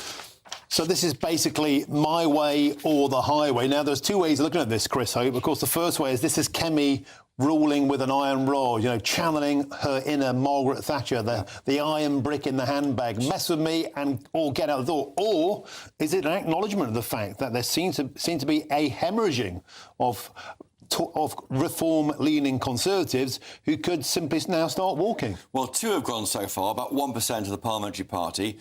Others may follow suit. Nigel Farage has given them until May the 7th. If there's any Tories coming across and the drawbridge comes up, no more can come across. We'll wait and see how many more might come. Andrew Rosendale was widely thought to be on the edge of going for months, really, because there's a reasons this party is now more tuned to where he is. He revealed to you on my show he'd be happy if Nigel Farage was the Prime Minister back in October. He did indeed. He did indeed from the Tory party conference, and he's one who has been gone towards for a while. I said to him slightly cheekily today, what did Margaret Thatcher make of what you've done here? And he said, well, Margaret Thatcher would go to a party that suits her values and wouldn't be tied into a big political party, and he clearly thinks reform has gone there. But we'll be seeing a meeting later between Kemi Badenoch and her backbench MPs. They are clear here, I think. And also, there's in his letter to MPs, she says here that she's concerned about staff working for Tory MPs who are briefing against the leadership, and she asks MPs to look to their staff and check they're in line with our strategy and values. So this is Kemi Badenoch spring cleaning. So getting rid of the cobwebs, the reform, the teal-covered cobwebs from a party and trying to strengthen her authority. Or is it verging into a witch hunt? Well, if staff will be seen. Moles, it will be insiders. This has a whiff of conspiracy.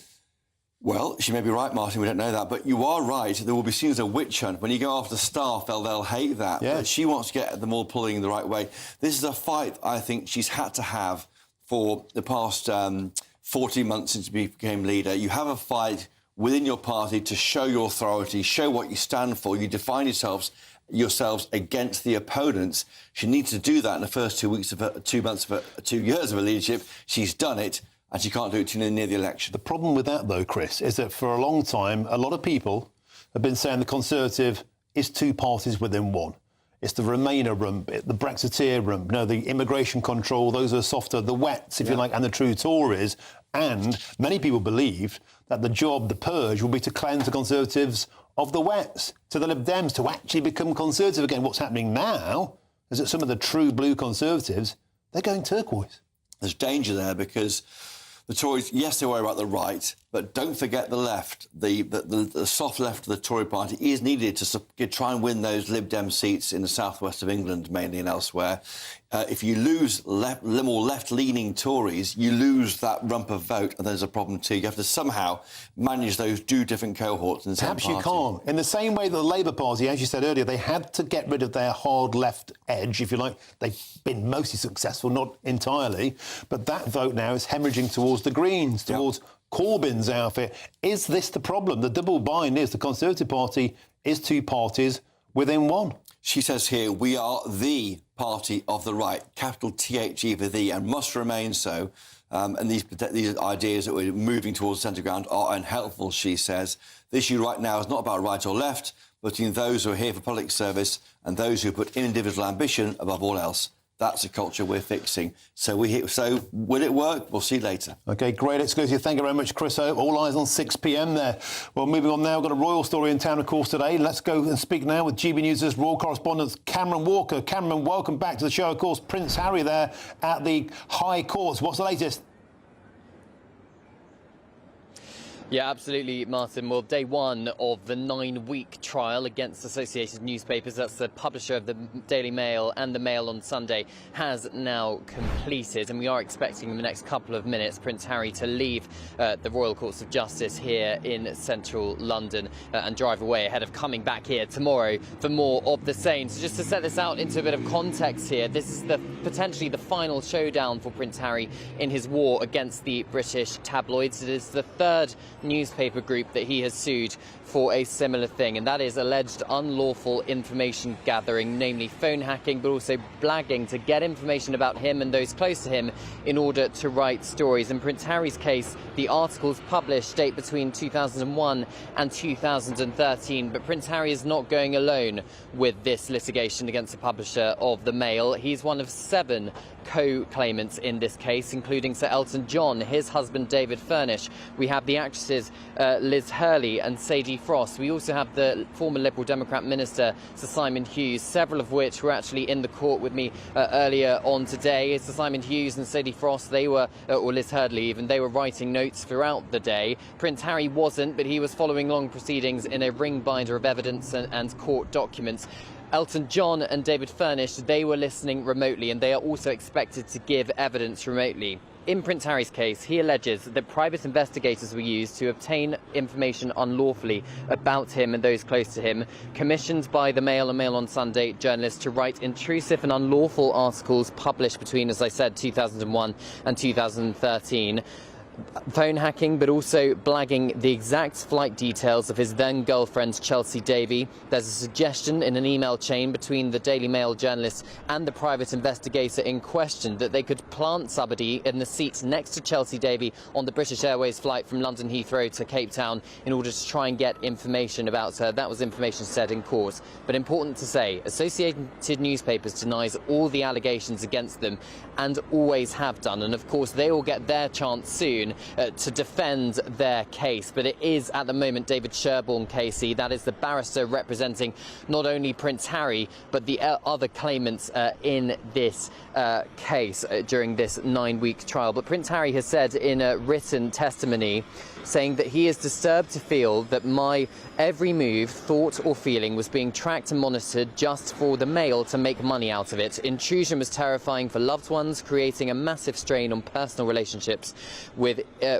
creating distrust and suspicion and driving my paranoia beyond belief, and it isolated me. David Sherborne, his lawyer, said that senior executives at both the Mail and the Mail on Sunday knew that there were skeletons in their closet. There was clear, systematic and sustained use of unlawful information gathering at the Mail and the Mail on Sunday. That's what David Sherborne alleges. The habitual use of commissioning certain private investigators. He also alleges that evidence was destroyed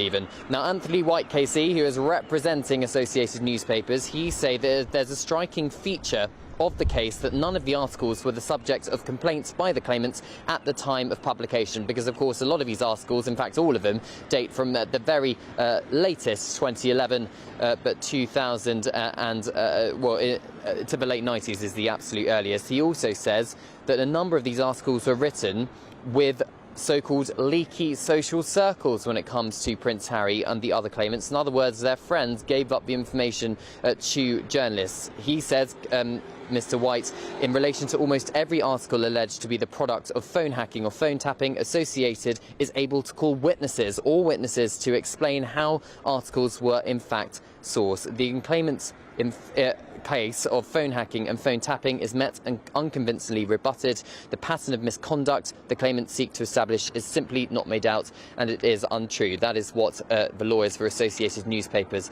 are saying. But as I said, Martin, this is a 9-week trial. We're only day one of these proceedings so far. Prince Harry will be back in court tomorrow, where the skeleton arguments for his case specifically will be laid out tomorrow morning again in front of Mr. Justice Nicklin. That is the judge who's going to decide who is winning this case here. And then later on this week, he will take to the dock for a second time in the space of a couple of years to give evidence as to why he feels he was unlawfully targeted by journalists working for the Mail and the Mail on Sunday. To bring viewers and listeners up to speed, pictures on our screens now of the exit there at the High Court in London. We're expecting Prince Harry to emerge momentarily. Cameron Walker, I understand that the Prince is due to give evidence himself on Thursday, and we're hearing he's going to face brutal cross-examination. But of course, not the first time he's done this. This is his third major legal battle against a UK newspaper group. It is, Martin, and I was sat in the court in a courtroom just around the side from where I am now when Prince Harry was giving evidence in a separate case against Mirror Group newspapers. That's the publisher of the Daily Mirror, where he was brutally cross-examined for 2 days in the court. I think from memory, the first day he was a little bit flustered. The second day he was far more prepared. I understand you give evidence in his case on Thursday, and he basically just can't wait to get it done now. He feels that the time has come to put this case to bed. But as you said, Martin, it's one of 3 cases against newspaper groups here in the United Kingdom. The Mirror, he won substantial damages over. He partly won that case and got an apology from Mirror Group newspapers. In the case of the publisher of The Sun and the now defunct News of the World, that's News Group newspapers, he settled out of court very dramatically on what should have been day 1 of the trial early last year. He received a payout from them and also an admission that some unlawful information gathering did take place at The Sun. So Prince Harry in that case feels vindicated. But this, Martin, this case against the Mail could be a bit of an uphill battle for not only Prince Harry but also the other claimants in this case. And that is because simply they may well have brought this case far too late. As I said, these articles date back decades in some instances, and there's a 6-year legal time limit as to when a claimant was told that they potentially could have a claim in order to bring it. And there's all sorts of allegations that certain claimants perhaps are not as reliable as Prince Harry's lawyers would hope they certainly are. But all of that is going to be tested over this 9-week period. And as I said, Associated deny all the allegations against them, and they have continued to deny all the allegations against them all the way back to the Leveson inquiry back in 2011, which looked into the ethics and the practices of the British press and the British tabloid press in particular. So if the Mail does lose, it could be particularly, well, I mean, some people are saying catastrophic for them. I don't think I'd go perhaps that far, but it is going to be a call into question seriously the integrity of their journalism in that time period. But of course, as I said, they deny all the allegations. So it is going to be up to the lawyers for Prince Harry, Sir Elton John and the other celebrities involved in this case to prove to the judge that they are victims of unlawful information gathering.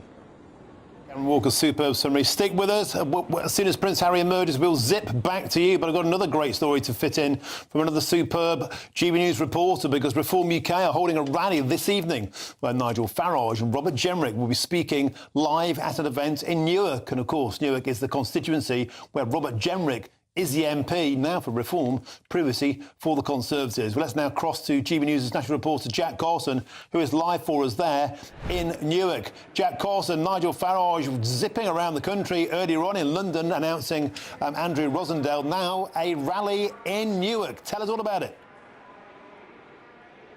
Well, of course, this will be the first time that Robert Jenrick, since he defected to Reform, will get a chance to address what will probably be many of his constituents in the room tonight. Of course, Reform only came third here in the polls in the last general election, but much of Robert Jenrick's own vote went to the party. So since his defection, he'll be looking, I'm sure, tonight to try and convince many people here who will be looking to whether he should be their MP and vote for him next time round, to try and convince them. Of course, I'm sure we'll get a mention of Andrew Rosendale tonight here at the rally. Of course, Jenrick himself telling GB News that Rosendale was a true patriot, and also saying that many other Conservatives would be welcome in the party. Of course, as you were speaking about a little bit earlier on to Chris Hope, there is this deadline now that Reform are putting in place, that the May elections are the deadline for any more defections, that they wouldn't accept any after that. But of course, we are also likely to hear Nigel Farage address the situation with Donald Trump, with these tariff threats over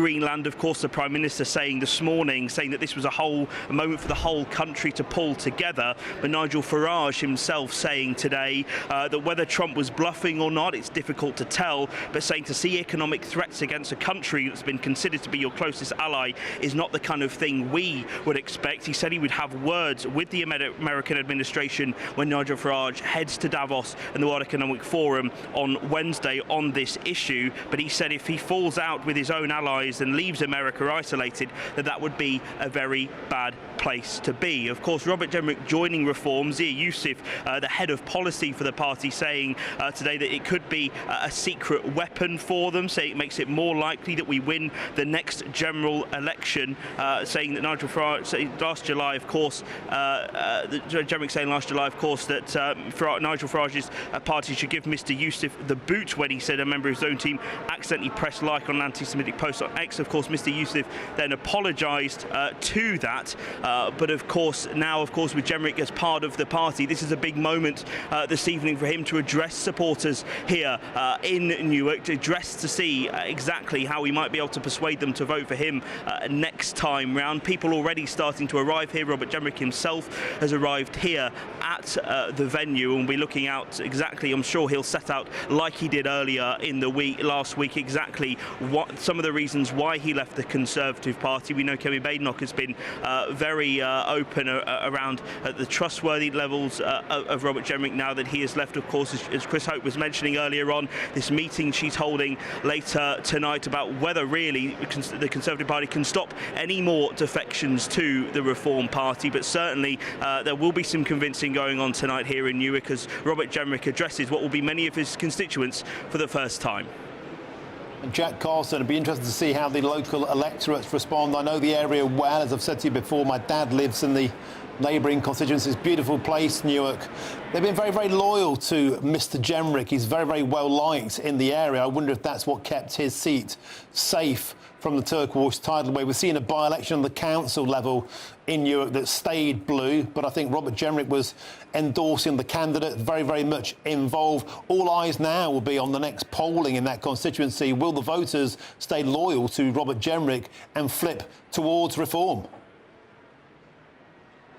Well, certainly that is the case. And if you look really in this area politically, certainly in the last 12 months, of course, Nottinghamshire County Council went Reform, Derbyshire County Council went Reform, over the border, Lincolnshire County Council going Reform as well, and of course winning that first mayoralty in Greater Lincolnshire with Andrea Jenkins. And so really it is going to be a test over the next year, particularly in those mayor elections, as to whether they can keep turning out those Conservative votes and turning them into Reform ones. These areas, particularly these rural areas, have been strong Conservative areas for decades. Certainly in Greater Lincolnshire, across the border in those Lincolnshire County Council elections, it was a big shock that Reform won so convincingly in so many rural areas. And of course with Robert Jenrick, of course, holding this seat on the edge of Nottinghamshire in Newark, I'm sure that they will be looking exactly whether they can keep turning those votes around, and that certainly will, I'm sure, in the years to come, really provide some of that projection as to exactly how people might go at the general election. Does Kemi Badenoch have the time over the next few years to convince people that the Conservatives still are the right party, certainly in these more rural, historically strong Conservative areas, or are Reform sweeping them up? Has the lack of trust gone? Certainly when we were here earlier in later last week, of course, when Robert Jenrick did defect to Reform, people were telling us that they would consider going to Reform to continue supporting Robert Jenrick. Of course, as you said, Martin, as we found out, there is a lot of people who have quite a personal connection with Robert Jenrick as a local MP. They don't necessarily see him in this area because he's been an MP now for over a decade in this area. They don't necessarily see him by party, but as the person and the relationship maybe that they've had with him, the things as a local MP that he has done, and that'll be crucial if he can bring that support where people don't see him as a party but more as a person. If they can bring that support along, then Reform do have a good chance of winning here in Newark again. Jack Carlson, you've certainly had your Weetabix there up in Europe. Thank you very much. We'll come back to you later throughout the show for more updates. Of course, Robert Jenrick and Nigel Farage, I think, due there 6 p.m, but we'll have all the action ahead of that. Let's get back now to the Royal Courts because GB News' royal correspondent Cameron Walker is there for us at the High Courts. Cameron Walker, welcome back. Of course, all eyes on the exits there at the back of the Royal Courts of Justice. Prince Harry, we're expecting to emerge any moment now. Yeah, absolutely, Martin. Lots of very excited photographers snapping every time that somebody exits the back exit of the Royal Courts of Justice here in central London. But yes, you're right.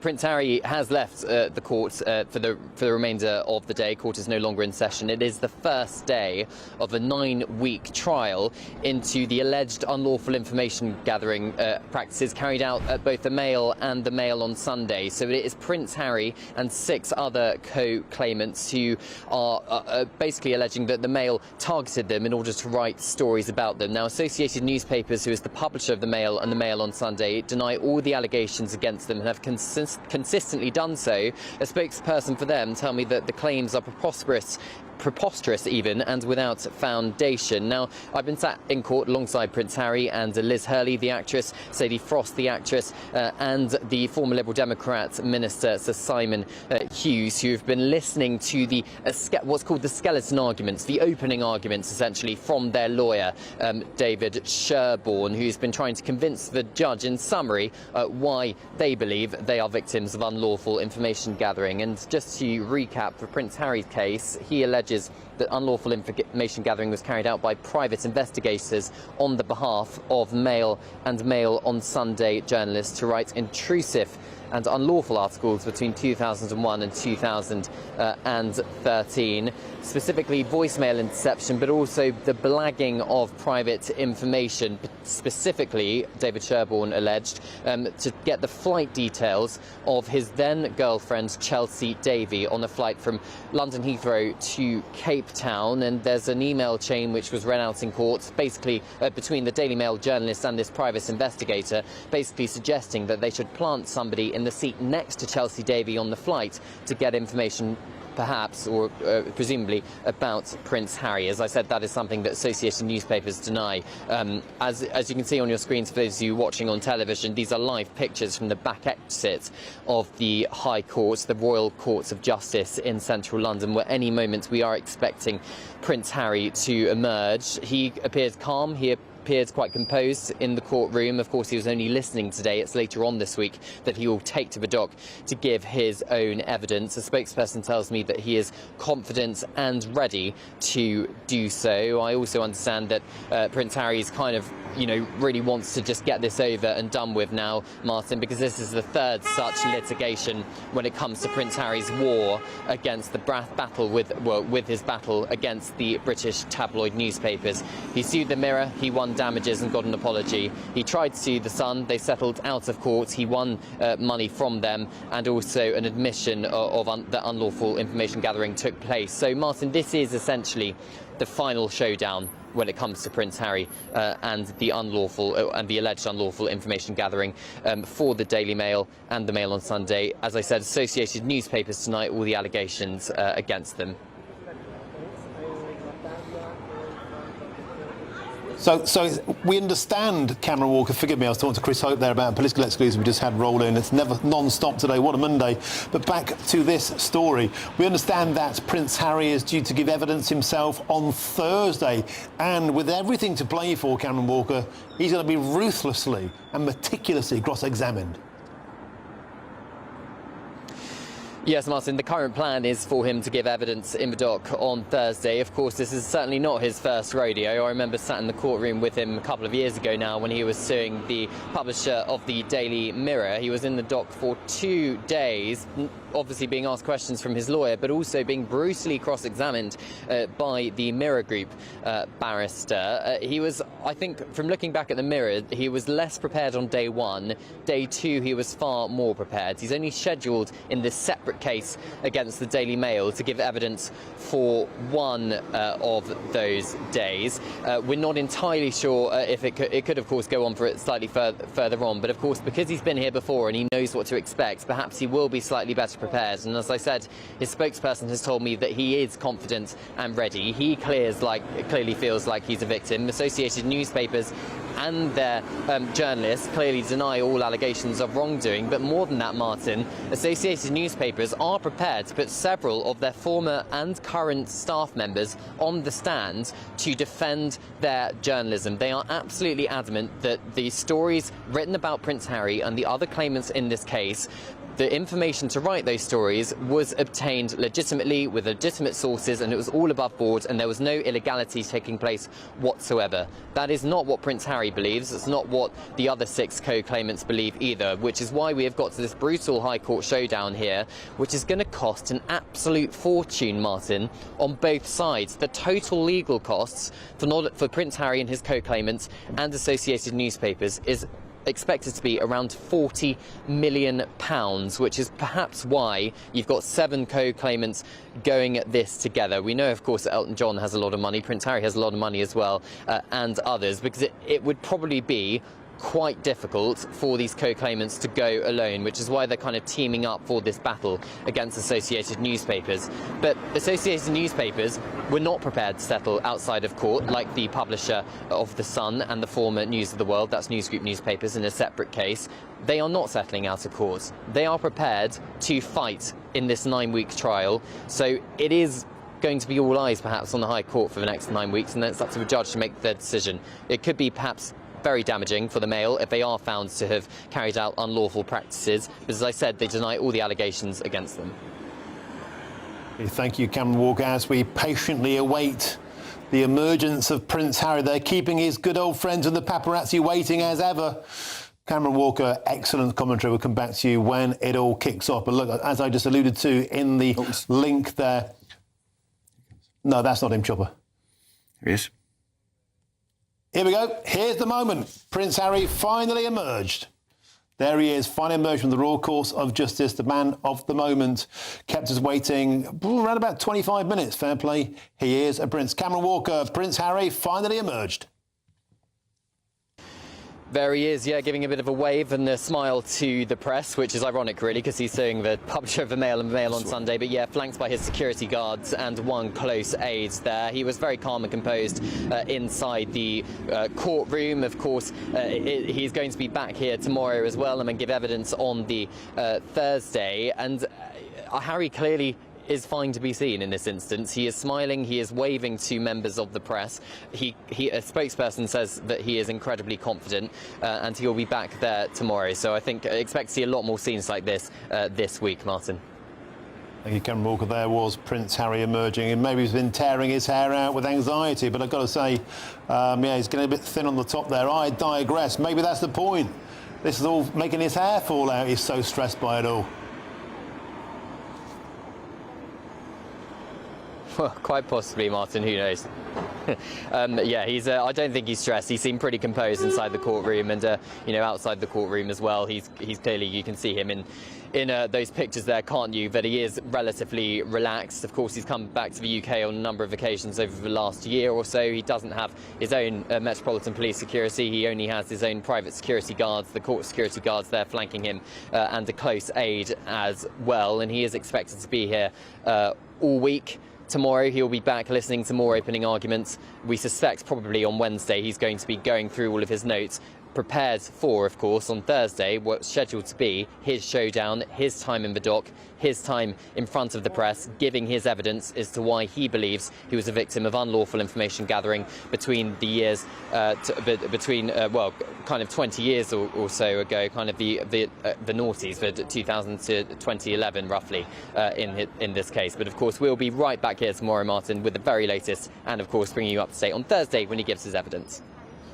Cameron Walker, superb commentary there. Thank you very, very much. And thanks for putting up my idiotic question. Cameron Walker there at the High Court. Back to the studio. Chris Hope. The stories just keep coming at us today like a blunderbuss. You got an update on this crunch meeting tonight, Kenny Baker and the Conservatives? Well, the plot thickens. Now, the Kenny Baker is meeting tonight with MPs, but from the smaller groupings of the Common Sense Group, chaired by Sir John Hayes, a key ally of Robert Jenrick. The pro-Jenrick mob have been marched up the hill. Well, it looks like he's trying to take the battle to the Jenrick-adjacent MPs and the so-called 92 group. And then on Wednesday at 6, he meets the entire 1922 committee. It's 3 days here of trying to tell MPs, if you don't like it, clear off. We're going to take our way forward this way. And also, we're not abandoning the right that we are staying there, rather, as some are saying over the weekend. So, yes, it's going to be quite a busy few days for Kemi Badenoch, taking the fight to her own base and shoring up the support. Again, a battle I think she had to have as Tory leader. Sounds like a three-pronged inquisition. First the faithful,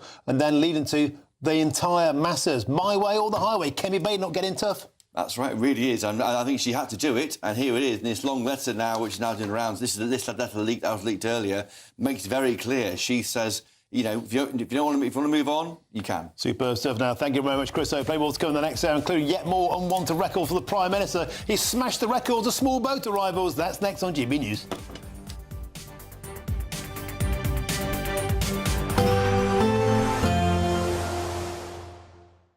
Expect warm spells with the odd rude interruption.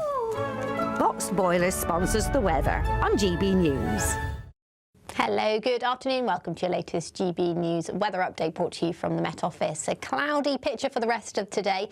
Rain will move into more northern areas, and with lots of cloud around, that will make for a relatively mild night. We've got southerly winds, so that means this weather front is quite slow moving. So it will take a while to push away out of these western areas. So further outbreaks of rain to come for parts of Wales, southwest England, but it will gradually push into parts of northern England and Scotland, as well as Northern Ireland overnight. And that will bring a relatively short period of drier weather to more central areas. Quite a lot of cloud around, but the winds are starting to strengthen overnight tonight, so that means it's going to be pretty much frost-free away from the far north of Scotland to start the day. Some brightness out there to start Tuesday, but it's not going to last all that long across western areas. As I said, we've got strong winds moving in to parts of Devon, Cornwall, as well as West Wales, where we have a wind warning in force. 65-mile-per-hour gusts are possible here. Further north, not as windy, fairly breezy still, but there will be more in the way of brighter weather, particularly across eastern areas. Still a few showers across more northwestern areas of Scotland, as well as the far north as well. But there'll be more in the way of dry and brighter weather the further north and east you are through Tuesday. As I said, it's still going to be a pretty breezy day, but some sunny spells here and there. A very different story, though, further west for Wales, southwest England, as well as Northern Ireland. Heavy bursts of rain into the afternoon, but the winds are the one that could bring some impact. So please check before you travel. More in the way of sunshine, 8 or 9 degrees, about average for the time of year. Slightly warmer feeling day than today out there tomorrow. And then that rain will push further north once again through Tuesday evening. The winds remain quite strong actually into the evening across more western areas, and that rain will gradually move further north, and actually it's across eastern parts of Scotland where we could see some rainfall impacts later on this week. So please stay tuned. Bye-bye. Expect warm spells with the odd rude interruption. Boxed Boilers sponsors the weather on GB News. Thank you for making us Britain's #1 news channel. Together, we have built something truly extraordinary.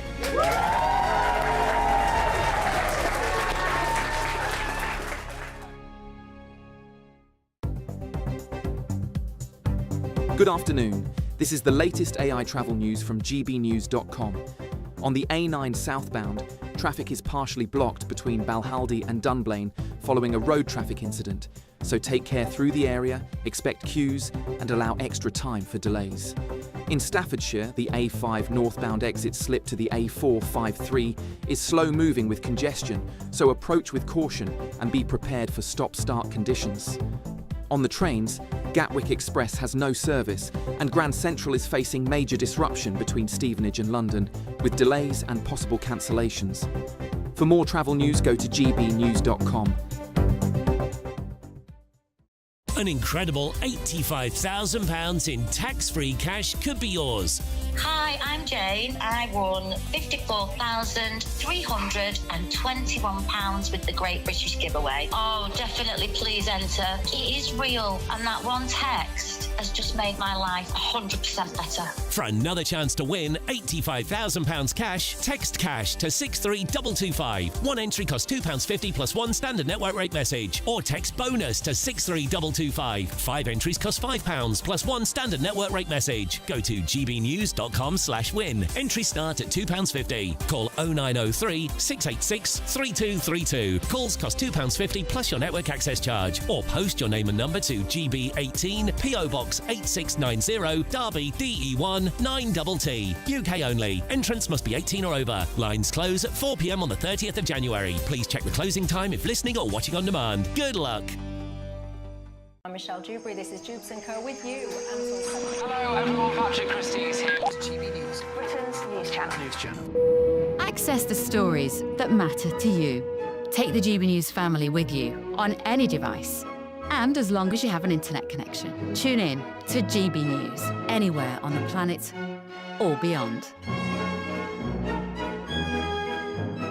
GB News, the People's Channel, Britain's news channel. Mornings don't have to be tiresome, especially if you have the right company. Wake up to news as it happens, opinion and debate, and of course, a little bit of entertainment too. Because when the kettle's on, we're on. That's Breakfast on GB News, a show worth waking up for. Every morning from 6 a.m. Only on the People's Channel, Britain's news channel. We'll spread the news, you spread the word.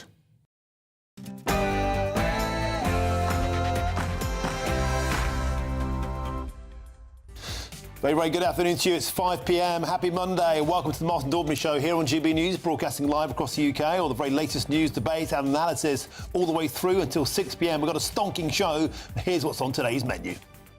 Under President Trump, as under previous presidents, we're determined to keep that relationship strong, constructive and focused on results. Donald Trump's tariffs towards the UK could hammer our economy to the tune of £22 billion and tip us into recession. Yet today, Keir Starmer found likely allies in Nigel Farage and Kemi Badenoch, all of whom agree tariffs are completely wrong. So, how does the world tame Trump in his seemingly unstoppable quest for Greenland? And has to be our next Prime Minister because our country needs reform. Yes, Andrew Rosendale today became the latest Tory to defect to Reform UK. Who could be next? Well, GB News can exclusively reveal the top 10 Tories most likely to topple to Reform. And later in the show, we'll head to Newark, where Nigel Farage will hold a rally with Robert Jenrick, of course, in his own constituency. So mark my words, we will stop this, we will smash the gangs, we will crack down on illegal working, we will remove people with no right to be here, and we will secure Britain's borders. It's breaking news this hour on GB News. Sir Keir Starmer's small boats record is now officially worse than any of his predecessors as Prime Minister, with over 65,874 small boat illegal immigrants completing the journey in Sir Keir Starmer's first 19 months in power. That's twice as bad as Boris Johnson and 1.5 times as bad as Rishi Sunak. Sir Keir Starmer promised to smash the gangs. Instead, all he smashed are records. Get the engagement officers, the officers you see around, just to go make that engagement with them to say, hello, you've been flagged up on facial recognition, and go from there. Facial recognition cameras in Croydon have helped to nick 103 wanted cons, with cops claiming that's one every 34 minutes when they've been switched on. Critics have called Croydon Big Brother Town, but is the use of clamped down cameras a welcome breakthrough in the war on crime? And at least 39 people have now been confirmed as dead after 2 trains collided at high speed in southern Spain. We'll have all the latest on this breaking news story, and that's all coming up in your next hour.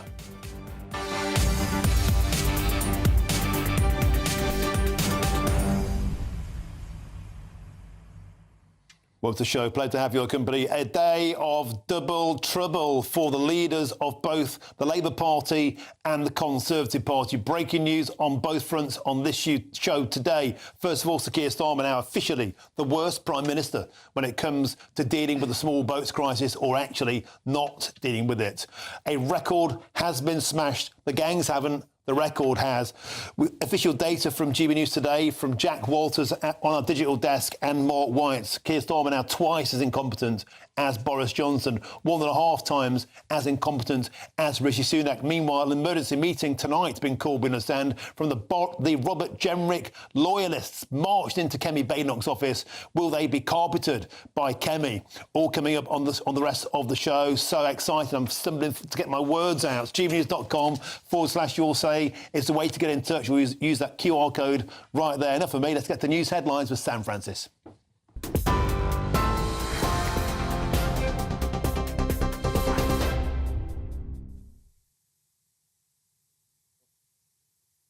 Trump says he will 100% follow through on threats to impose sweeping tariffs unless a deal is reached over Greenland, escalating tensions with allies.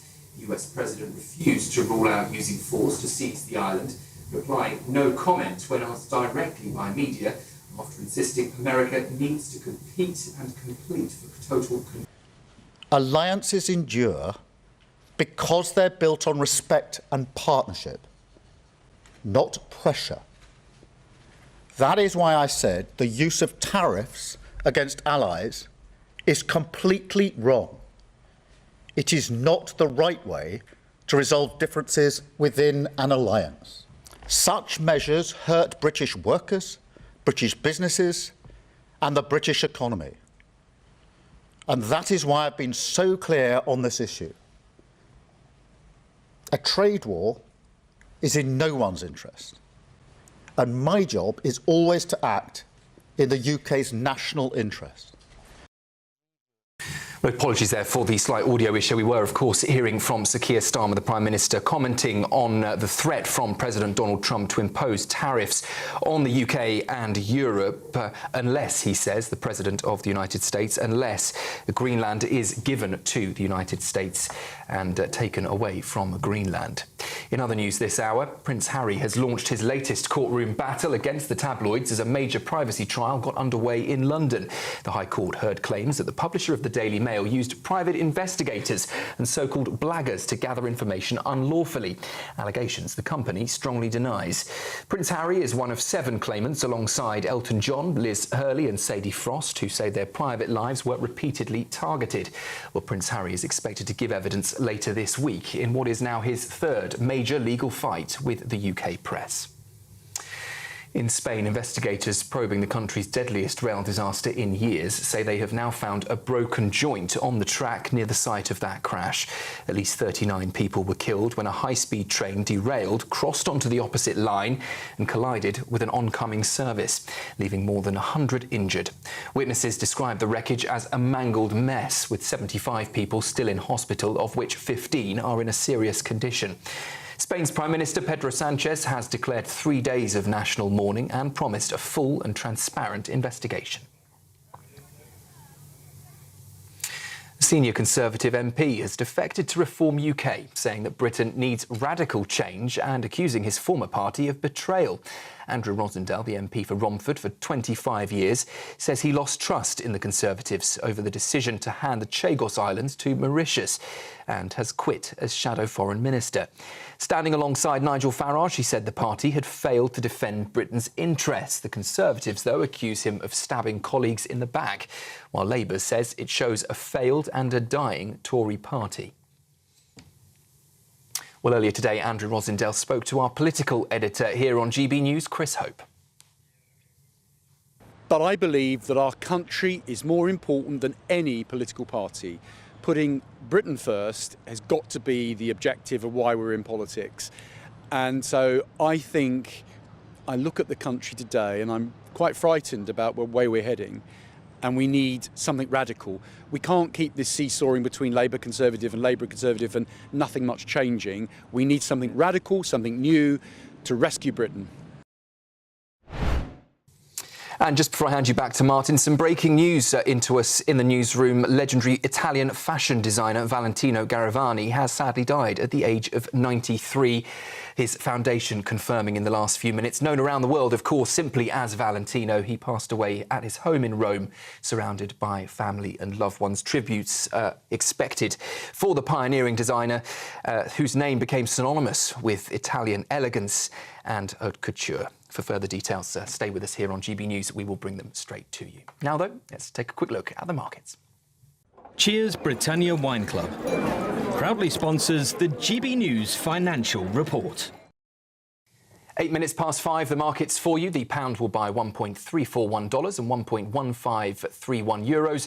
The price of gold is £3,480, 57 that's per ounce. And the FTSE 100 is at 10,189 points. Cheers Britannia Wine Club proudly sponsors the GB News Financial Report.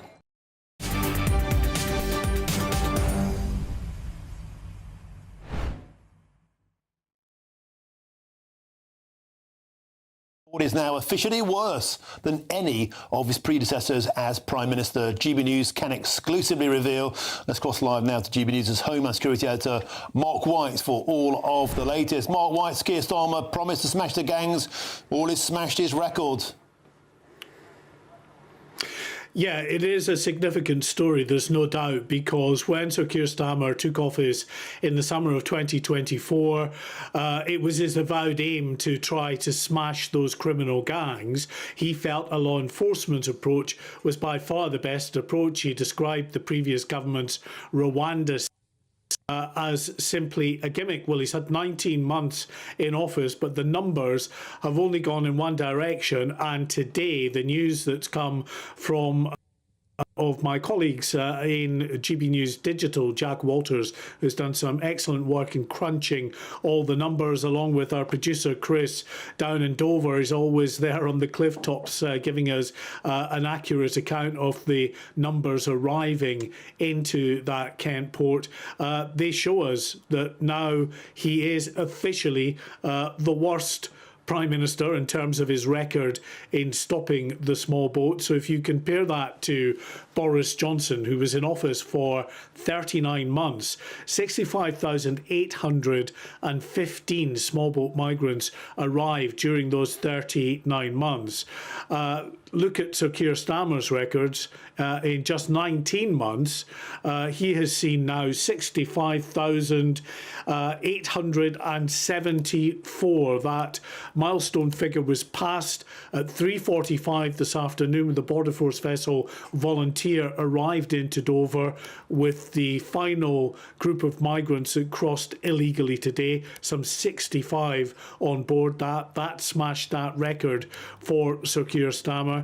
And extrapolating the figures and sort of drilling down into what that sort of equates to, Sir Keir Starmer is now 117 small boat migrants arriving on average each day for the 19 months of his premiership.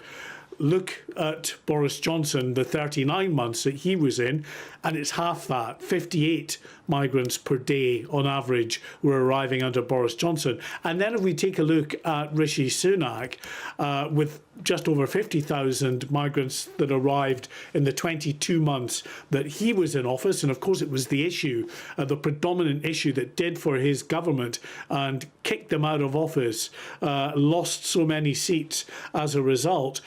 It was an average of 81 migrants per day arriving during the 22 months of Rishi Sunak. So you can see, Martin, that under Sir Keir Starmer, it has very significantly surpassed the record of those other two Prime Ministers. Liz Truss, we just not counted in this because she wasn't in office any more than a few weeks, not enough time really to extrapolate anything meaningful from her time. Well, the figures are absolutely astonishing, and the data is just crippling for this premiership. To accuse the previous government of incompetence simply doesn't wash when you look at the facts of the matter. Sir Keir Starmer, twice as incompetent as Boris Johnson and 1.5 times as incompetent as Rishi Sunak. And the same situation sunk both of those leaderships. And I put it to you, Mark White, it will surely sink Sir Keir Starmer. Mark White, excellent work from you and Jack Walters, as ever. Thank you very much. We have to move on. We've got a breaking news story for you now, and is this. The retired Chief Constable Craig Guilford has been referred to the police watchdog by West Midlands Police and Crime Commissioner Simon Foster over the decision to ban Maccabi Tel Aviv football fans from attending a match against Aston Villa last November. Just to repeat that, the dramatic resignation, well, actually, he retired again last week for the second time, we understand. The retired Chief Constable Craig Guilford has been referred to the police watchdog by the West Midlands Police and Crime Commissioner Simon Foster over the decision to ban Maccabi Tel Aviv football fans from attending a match against Aston Villa last November. Now, Simon Foster himself has been at the eye of this storm, a Labour appointee, a political police and crime commissioner who himself tried to delay any decision for 2 weeks. That didn't happen, and now there we have it, Craig Guilford being referred to the police watchdog by West Midlands Police and Crime Commissioner. Chris Hope, let's get a quick bit of reaction to you from this. This scandal simply will not go away. It won't. He has now retired, so I think the value of this is... I'm not really clear what the value is. I think there better be better checks within West Midlands Police about when you're researching something, don't use, or by mistake use, or whatever, use AI, which may not be entirely factual. Perhaps rely on authoritative news websites like GBNews and the like to work out when games happened and whether that has a bearing on Maccabi Tel Aviv going there. OK, let's have a quick reaction to you. First of all, double trouble for both leaders today, Sir Keir Starmer and Kevin Badenoch. First of all, the small boats figures there. Did we have reaction from Chris Philp, the Shadow Home Secretary? It's a terrible, terrible day for Sir Keir Starmer. Officially, the most incompetent Prime Minister in stopping the boats. 65,820 small boat crossings in 19 months. That is the worst record, twice as bad as Boris Johnson of the Boris Wave fame. Chris Philp, he says this: Keir Starmer has thrown open the border and rolled out the welcome mat for illegal immigrants. He doesn't have the backbone, he says, to confront the consequences of his own choices. This is what happens, they say, when you remove 5%, you only remove 5% of arrivals and waves the rest into taxpayer-funded hotels. So it goes on. Those hotels, of course, established by the Tories, so he can be critical, but the record wasn't great under the Tory party. It's worth pointing out this grim milestone has been surpassed by Sir Keir Starmer in just 19 months. Boris Johnson in office for 39 months, so twice as effective, if you like, as rolling out that red carpet, and as you said, the previous removal of the reason not to come here, which is the Rwanda plan. We saw anecdotally reports of that, certainly in Southern Ireland and Northern France. That was removed. Is that a bearing on it? We will never know.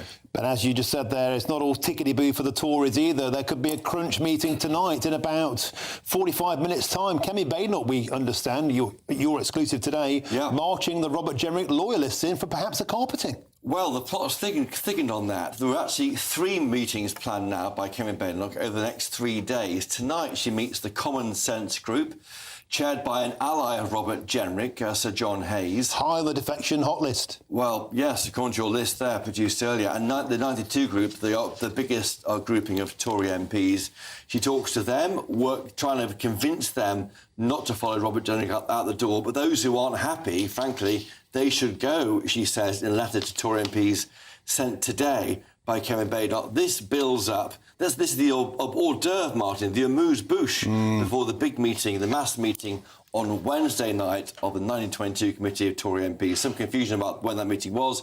It's not tonight. It's now Wednesday. But yes, you can see it 2 ways. It might force the pace on more people defecting to a National Priorities Reform UK party by May the 7th, or it could strengthen her authority over who's left. And the data that we ran exclusively with electoral calculus, Martin Bax early on, I asked him to give me a hot list, if you like, a chop list of top Conservatives most likely to lose their seats to Reform UK.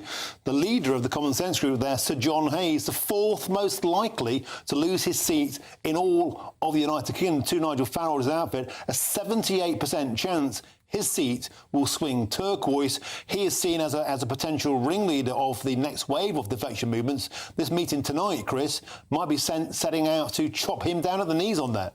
Well, he's on the list to go. I mean, he's a different age profile, a different profile of a politician, I think, to the others who have gone. He may go. I don't know, yes, but he's certainly on that watch list. Richard Holden, Basildon, and Bill and Ricky. Amazing if he went. Former Tory Party chairman, Alan Mack, of course, Ashley Fox, John Hayes, Vicky Atkins. I can't see that happening on the front bench, of course, and Kevin Badenoch's top team. Stuart Andrew, Charlie Dewhurst, Luke Evans, Martin Vickers, and Julia Lopez. But I think there's this fight she needs to have as a leader to assert authority over a party is happening now, and frankly, it's the right time. You can't do it 2 years out from an election. By then, you've got to be unified around one leader. This is a fight she had to have. And what she's saying in her letter in clear terms, we are not going back into the centre ground. The right is not being abandoned by Kemi Badenoch's Tory party. Well, as Kemi carpets the Jenrick loyalists potentially at 6 p.m. We'll be live later in the show from Newark. Of course, Robert Jenrick's constituency. Nigel Farage there to hold a rally. It's all happening. No such thing as a quiet Monday anymore. Chris, you've been superb today. Great stuff as ever. Thank you very, very much. Now, GB News has approached the Home Office for comment on the small boats debacle, and we'll, of course, bring that response to you when they get it to us. So, chop, chop, Home Office, all eyes on you. Now, elsewhere today, when asked if he would use force to seize Greenland, US President Donald Trump said no comments to NBC News. And he also went on to say that Europe should focus on Russia-Ukraine war and not on Greenland. But I'm afraid all eyes are on Greenland. Let's now speak with James Gray, who is an author of the book, The Arctic, What Next? James Gray, thanks for joining us. Thanks for your patience. We've got a very, very busy day in politics, and it just gets busier and busier. Donald Trump, of course, wants Greenland for a multitude of reasons, a strategic defence outpost, vast mineral wealth. But do you think it's going about it the wrong way by being all stick and no carrot? Well, there's several things here. First of all, it's crazy that we're focusing on Greenland at all, with Ukraine, with Gaza, with Iran, with China. So much happening in the world, and focusing on poor old Greenland, 56,000 Inuit on an island that's one road, 100 miles long, road, that's all there. And of course, America already has troops on Greenland, so focusing on Greenland as being somewhere they might invade is just ridiculous. We're rather like us invading the Isle of Man or somewhere like that, or Jersey or some such thing. Secondly, I think using trade mechanisms of this kind is just ridiculous. Even if we wanted to sell Greenland to America, we don't own Greenland, nor indeed does Denmark, nor do we really know who does own Greenland. But the notion that anyone could sell it to America is just bonkers. I mean, it's just crazy. And the notion that he might invade Greenland, there's a tiny little, there's one town, Nuuk, 19,000 people, tiny little town, a few wooden huts there, no industry, no business, no nothing, just a bit of fishing, a bit of tourism. I cannot think why he would possibly contemplate either using tariffs or indeed invading, apart from the very significant quantity of rare earths that are available there. And the way to get them is by investing in Greenland rather than invading. I think we need trillions of Wall Street money going in to invest in the mining companies. I think you're exactly right. It does seem astonishing that the vast majority of rare earths outside of China have been hoovered up by China by diplomatic reasons, by infrastructure, by investment, through cozying up to foreign regimes and splitting the profits, splitting the spoils, as it were. Donald Trump hasn't gone down that route at all. He's gone in like a blunderbuss. Well, he should be. And of the 50 rare earths you have to make a computer or an electric car, 30 are in Greenland, and in very, very substantial quantities. He really could find all he needs there, and that would remove his dependence on Taiwan. That's what he's worried about. He's worried about China invading Taiwan and America being forced to do something. Well, he could easily satisfy himself in terms of rare earths and minerals by doing a nice deal with Greenland, and the Inuit would no doubt welcome it. And they'd be in the same position as, let's say, the Saudi Arabians in 1930 or something. They'd find themselves suddenly extremely rich, sitting on a vast quantity of riches, and relations with America and with Europe would be tickety-boo. Incidentally, an interesting thing no one's commented on. Do you know Greenland is not a member of the EU? They're the only, apart from us, they're the only ones who left in 1985. They did Brexit, if that's the right expression. So they're not members of the EU. They are, of course, members of NATO through Denmark. But this notion of having a war over it, or having an invasion, or even tariffs, or bringing industry to its knees on the question of whether or not Greenland is Danish, or whether or not it should, of course, be independent. Actually, let the Greenlandic Inuits run themselves. OK, we certainly know your onions when it comes to Greenland there. James Gray, author of the book The Arctic, What Next? There's no onions there either. Thank you very much, James Gray, for joining us on today's show. Magnificent. Now, as Anglo-American relations continue to heat up, tune in tonight at 7 p.m. for GB News Tonight's airing of Nigel Farage's conversation with the US Speaker Mike Johnson as he visits the UK ahead of the 250th anniversary of the Declaration of Independence. Of course, that is the United States as Brexit. The moment they broke free from the empire, we should celebrate their independence. Let's celebrate their right to be free. Why can't they do the same in Brussels? They'll be covering everything from the brewing diplomatic row over free speech in the UK and, of course, tariffs and, of course, Greenland. Tune in to Farage tonight with some mug called Martin Daubney. That's here from 7 p.m. only on GB News. Now, still to come, facial recognition cameras in Croydon have helped to nick over 100 wanted cons, but is the use of clampdown cameras a welcome breakthrough in the war on crime or an invasion of privacy? And also next, we'll discuss this. And has to be our next Prime Minister because our country needs reform. Yes, Andrew Rosendale today became the latest Tory to defect to Reform UK. And I began the thoughts of a Labour Party MP who joins me next here in Westminster. This is GB News, Britain's #1 news channel.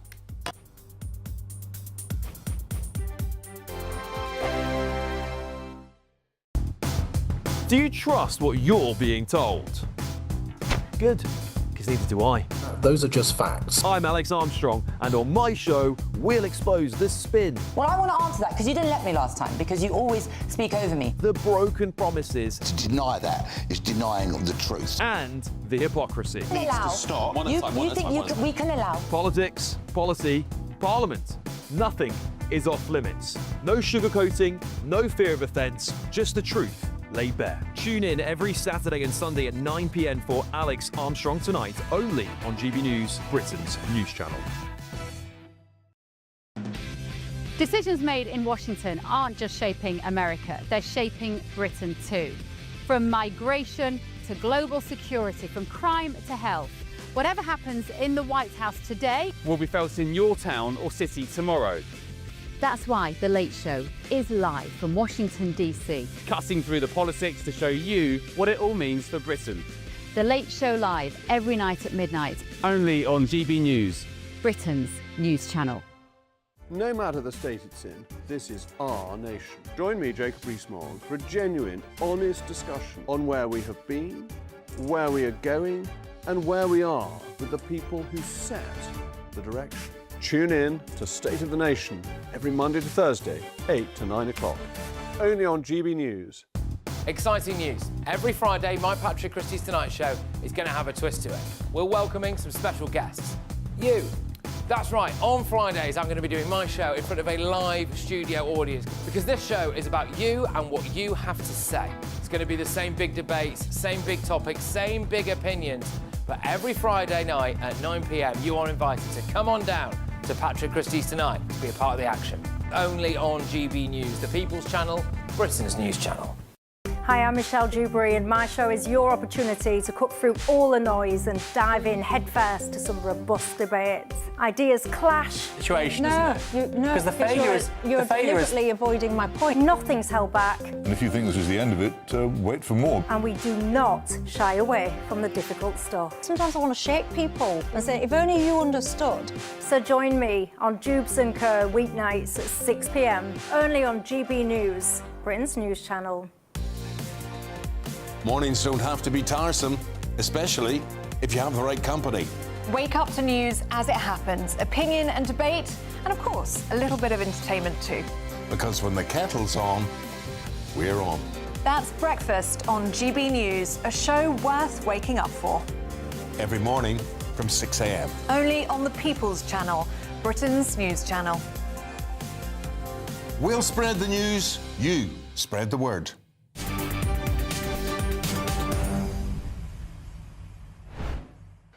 It's 5:27, a reminder of the breaking news in these past few moments, and that's the retired Chief Constable Craig Guildford has been referred to the police watchdog by West Midlands Police and Crime Commissioner Simon Foster over the decision to ban Maccabi Tel Aviv football fans from attending a football match, of course, against Aston Villa last November. Just to repeat that, the retired Chief Constable Craig Guildford, retired for the second time, has been referred to the police watchdog by the West Midlands Police and Crime Commission. Of course, he's a Labour appointee, Simon Foster, over that decision to ban Maccabi Tel Aviv football fans from Villa Park last November.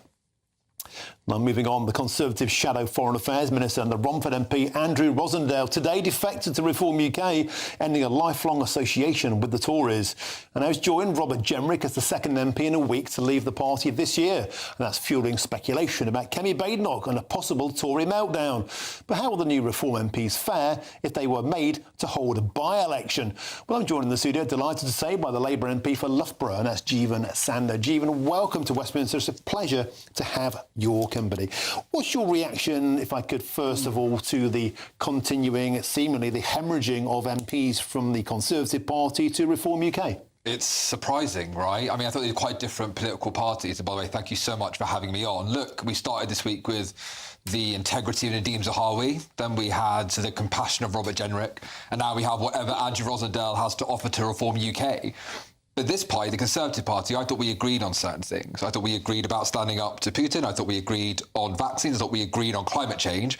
Those are not positions that Reform UK, of course, holds. Farage doesn't want to send troops into Ukraine. He's talked about admiring Putin in the past. He's spoken about how the COVID vaccine wasn't really a vaccine. And, of course, they are there to scrap the Climate Change Act. Now, I'm pretty surprised about that. I don't know what's changed in there. But clearly, their values and our values, things I thought we agreed with across the political divide, is no longer quite there anymore. OK, let's get your reaction to a breaking news story this afternoon here on GB News. It's a grim tally, I'm afraid to say, for your boss, the Prime Minister, Sir Keir Starmer. He's now officially surpassed the all-time record for the number of small boat immigrants coming illegally to Britain on his watch. 65,874 in just 19 months, surpassing the grim total of Boris Johnson. It took Boris Johnson 39 months to get that high. It's taken your boss just 19. He's now twice as bad as Boris Johnson and 1.5 times as bad as Rishi Sunak. Let's face it, it's been a calamity for the Labour Party. Sir Keir Starmer promised to smash the gangs. All he's smashing is records.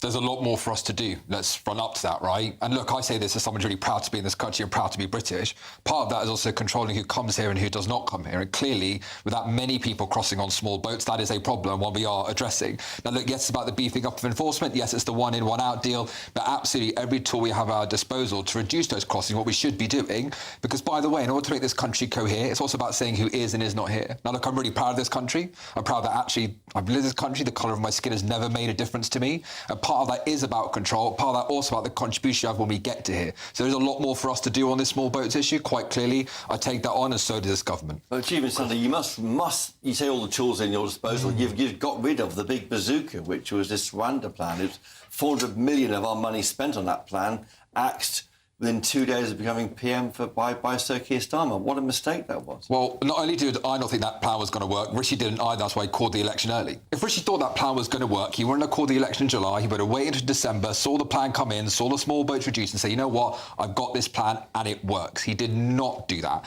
It was a plan that was only ever going to send less than 1% of people who came over on small boats to Rwanda. That is not a deterrent. Now, I knew that, Rishi knew that, and there's a reason why Rishi didn't test it, because he knew it was not going to work. Now, there is not an easy answer. There's not a button we can push that anyone can push to stop this happening. What there is a mixture of both deterrence and enforcement, and on the other side as well, people do come to this country also building up what is our brilliant British culture, one that says that when you come here and you cohere under our values and you participate in our country, as we all do, that actually is a great place to be in a great country that is But if you come here illegally on a dinghy, you're not coming here to contribute to the culture of the country. You're coming here to be put up in a taxpayer-funded hotel. You're coming here, in an unwanted manner. And even you must concur, this is about fairness. It's blatantly unfair to come here illegally and expect hard-working taxpayers to foot the bill. So first of all, they don't have a legal status when they come here, which is why the reason we have to go through a tribunal. Now, as you know, we've speeded up tribunal decisions. We've reduced the number of people at hotels. I agree there are too many people in them. It was a shame we had a backlog of, I think, 160,000 when we came here. Look, we sped up those decisions. Yes, deportations went up. So I agree on the point about fairness, but I would also say on the other side, there isn't a simple answer or a simple mechanism by which to stop this. And we should also be clear, they don't have a legal status until that judgment is passed down. Jeevan, I want to quickly get your take on, and there's been so many big stories today, we've forgotten about what the huge one was earlier on today. This morning, of course, Keir Starmer said it's the correct thing to do to not impose tariffs against our allies. And credit where it's due. I think, you know, even like Nigel Farage and Kemi Badenoch agree with Sir Keir Starmer today. We don't want to start a war, a trade war with the USA that we simply can't win. Yeah, and look, also we should be clear about something else as well, which is that we are part of NATO and we are stronger when we all participate in that. And that includes both us and the United States. Now, of course, it's clearly not acceptable for a NATO member to try and take another one by force. We also should remember what the point of NATO was and what it's achieved. Like NATO, of the most powerful military alliance in the history of humankind, ensured the safety and security of Europe, the most safest period in about 2,000 years. We have not known great power wars because of NATO. We should stand up for that and stand up for those ideals. We absolutely will do. And look, a very strong message to say that actually invading Greenland is not the right answer. But going forward as well, in terms of security discussions, that should be a negotiation between NATO allies and, of course, Greenland as well. Thanks for joining us today, Zito. It's a pleasure. I hope it's not the last time you come here, Jeevan Sander. A delight to have your company here in Westminster, Labour Party MP for Loughborough. Good lad. Thank you very much indeed. And lots more still to come between now and 6 p.m, including facial recognition cameras in Croydon. They've helped to nick over 100 wanted cons. But is the use of clampdown cameras a welcome breakthrough in the war on crime, or is it an invasion of privacy? But for now, if you're travelling home from work or from school, of course, please stay safe. And here is the traffic and the travel update, and please stick with us. Good afternoon. This is the latest AI travel news from GBNews.com. On the M8 eastbound at junction 27, the off-slip is restricted after a broken-down vehicle. In Bradford, the M606 southbound at junction 2 has one lane closed following a crash. In London, the M4 eastbound between junction 4 and junction 3 is shut in both directions after an incident involving vehicles. In Hampshire, the M3 westbound between junction 9 and junction 12 is heavily congested with delays of around 2 hours. And on the trains, Gatwick Express has no service, while Grand Central has major disruption between Stevenage and London. For more travel news, go to gbnews.com.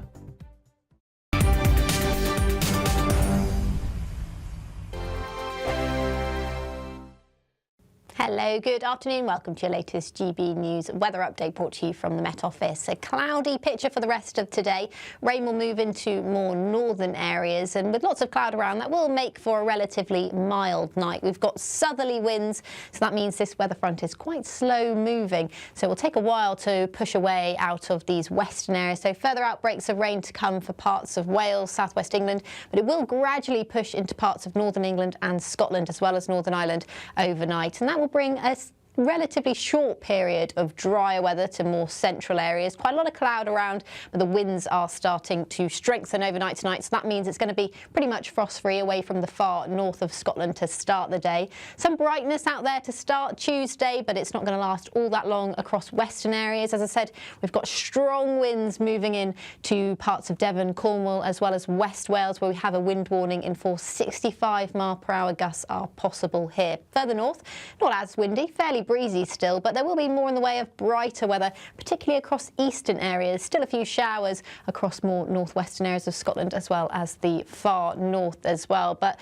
there'll be more in the way of dry and brighter weather the further north and east you are through Tuesday. As I said, it's still going to be a pretty breezy day, but some sunny spells here and there. A very different story, though, further west for Wales, southwest England, as well as Northern Ireland. Heavy bursts of rain into the afternoon, but the winds are the one that could bring some impact. So please check before you travel. More in the way of sunshine, 8 or 9 degrees. It's about average for the time of year. Slightly warmer feeling day than today out there tomorrow. And then that rain will push further north once again through Tuesday evening. The winds remain quite strong actually into the evening across more western areas. And that rain will gradually move further north. And actually it's across eastern parts of Scotland where we could see some rainfall impacts later on this week. So please stay tuned. Bye-bye. 5 hosts. 5 opinions. 5 fearless debates. 5 unfiltered takes on the day's news. 5 reasons not to be anywhere else on Saturday night. This is the Saturday 5. You got me good there. Britain's biggest Saturday night TV show. It's not a bad brand. Yeah. Uncensored. Very, very racist tonight on the Unpredictable. What does she say? Can you translate it for us? And always entertaining. And how can a country go from being led by William Wallace to Saturday nights from 6 p.m. only on GB News. The People's Channel. Britain's news channel. You're going to want to stay tuned, trust me.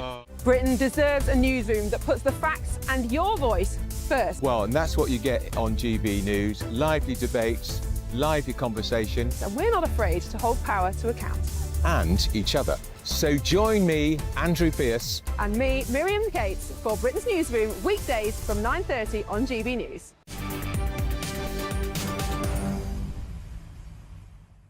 Welcome back. Your time is 5:38. You're with me, Martin Daubney, here on GB News.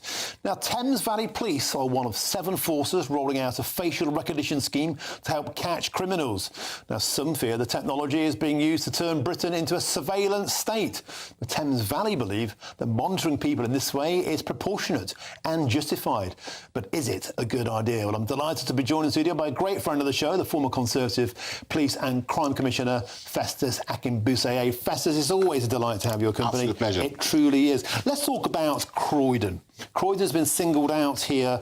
It's been called Big Brother Town, but the fact of the matter is the cameras have been switched on in Croydon, facial recognition cameras, and they've helped to nick 103 wanted cons since October. Festus, presumably, you think this is a great idea? I'm a big fan of these.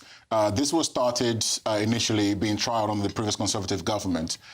The Labour government came in and said, you know what, the data looks pretty impressive, let's see more. Then they tried a pilot of this, and now recently it's been announced it's going to be rolled out across the country. The evidence has been quite compelling and emphatic in the sense that in one part of the country, in Croydon, like you mentioned, when this camera was switched on, every 34 minutes while the camera was switched on, somebody was being caught. As someone who's been in uniform as a special constable before and then monitored policing as a police and crime commissioner, I tell you now, there is no police officer you can stick on the high street that can get that kind of return. It's just not possible. And the technology is being mounted on lampposts and other areas. Yes. And what happens when they decide to switch the cameras on, Festus? They're sending in units, sending in vans, they're sending in scoop-up units. So when the camera's on, yeah, he's wanted, poof, here's the address. It's targeted, it's effective. But people, of course, will say, is this really the sort of country we want to become, a CCTV nation where we're being monitored by the eyes in the sky? Is that profoundly un-British? Well, you know, I will be the very first person to come on your show to criticise this capability if I had any evidence that the technology was being used inappropriately. If I felt that what it says on the tin is not what actually is happening. If I felt that our liberties were being compromised profoundly to the point where this is just a way of monitoring ordinary people going about their business, I will be the very first person to come on your show to criticise that. But that's not what it does. What it does is that it matches faces that go past the camera with what is already on the database. So if you're not a wanted criminal, Martin, which I don't believe that you are, your face, your beautiful face will be deleted, unfortunately, for in your case, from the system. But if you are a wanted person, it will ping. A police officer will make a decision about whether to come after you, and then you will be nabbed. And that is what has happened where somebody who was wanted for kidnapping was caught and apprehended. Someone who was wanted for about 20 years was finally caught. A human could not have done that. This technology would allow the police to do that. And Festus, it says here that a third of the arrests were over offences which involve violence against women and girls. And separate question, why on earth can somebody be at large for 20 years, wanted for a sex crime? That's a separate conversation. But here's my second point. For now, this is a small locale, only 34 minutes here and there, it's targeted. But what about those Festus who are cynical to the notion that they'll try it like this and then before you know it, Labour Party have already told us they want this to be on every high street in Britain 24 hours a day. Then we are getting into a realm, aren't we, of the Big Brother watching you. I mean, it's a blue skies thinking that you can have this camera switched on 24/7. You just can't, because the camera in and of themselves do not catch criminals. Right? All it does is flags up somebody who matches a visual. You need to have someone behind the scenes, a police officer, who is going to make and effect that arrest? There's an issue with police numbers going down, which we've spoken about as well. There's the issue with the courts. All of that will also affect how much these cameras are able to be switched on to do their jobs. There's another problem. We haven't got any nicks. It's all one thing, nicking a load of extra cons, but we're already releasing violent offenders. We're already releasing rapists and drug dealers from prisons because they're full to the brim. And this is where I have issues with people who are saying, well, we don't need more police officers, like one senior police chief mentioned in an article a couple of weeks ago. We need more technology. Well, no, we need more police officers in the job. We need more police estate being opened up so that when you're catching criminals with all the technologies, you have the backup to effect those arrests and put those people in prison. Festus, I'm going to put you on the spot here. Breaking news story in this past 20 minutes. You may have seen it. I think you heard it out there, and that is Craig Guildford, the former Chief Constable for West Midlands Police, has been referred to the police watchdog by his own Police and Crime Commissioner, Simon Foster. What's your take on that? I mean, what I find quite ironic about this issue is that about 4 or 5 days ago, as far as he was concerned, there was nothing really to answer. He was going to go to some committee to make a decision about what he was going to do. What does he know now that he did not know a week ago about this incident? I mean, the man has been allowed to retire, which he's going to get his full pension. The IOPC will do their work. But I think, you know, it's a bit too little too late now. He should have done this several weeks ago. Do you think there's a case to answer for Simon Foster himself? Of course, it's a political appointee. He's a Labour appointee. Police and Crime Commissioners... Was elected, like I was. You were elected as Conservative. Yeah, but I was much better, of course. Well, you would say that. But they're about to axe all of those roles, aren't they? But on a serious point, can the police watchdog be trusted to mark their own homework? We have to have some kind of oversight group to oversee policing. Policing is far too important, in my opinion, to be left to do his own devices. Otherwise, the Chief Constable in West Midlands would have just got away with what he has done if there was not some kind of oversight of it. The thing is, who is... In a democratic society, we have to have some kind of oversight, and this is where I think wherever way you have to you cut the cake, there needs to be somewhere in place to oversee and scrutinize what police officers are doing. OK, Festus, dynamite as ever. Thank you once again for joining us in Westminster. It's always a pleasure to have your company, Festus Akinbusier there. Now, meanwhile, if in search of some holiday sun this year, then here is the forecast for some of the top European destinations.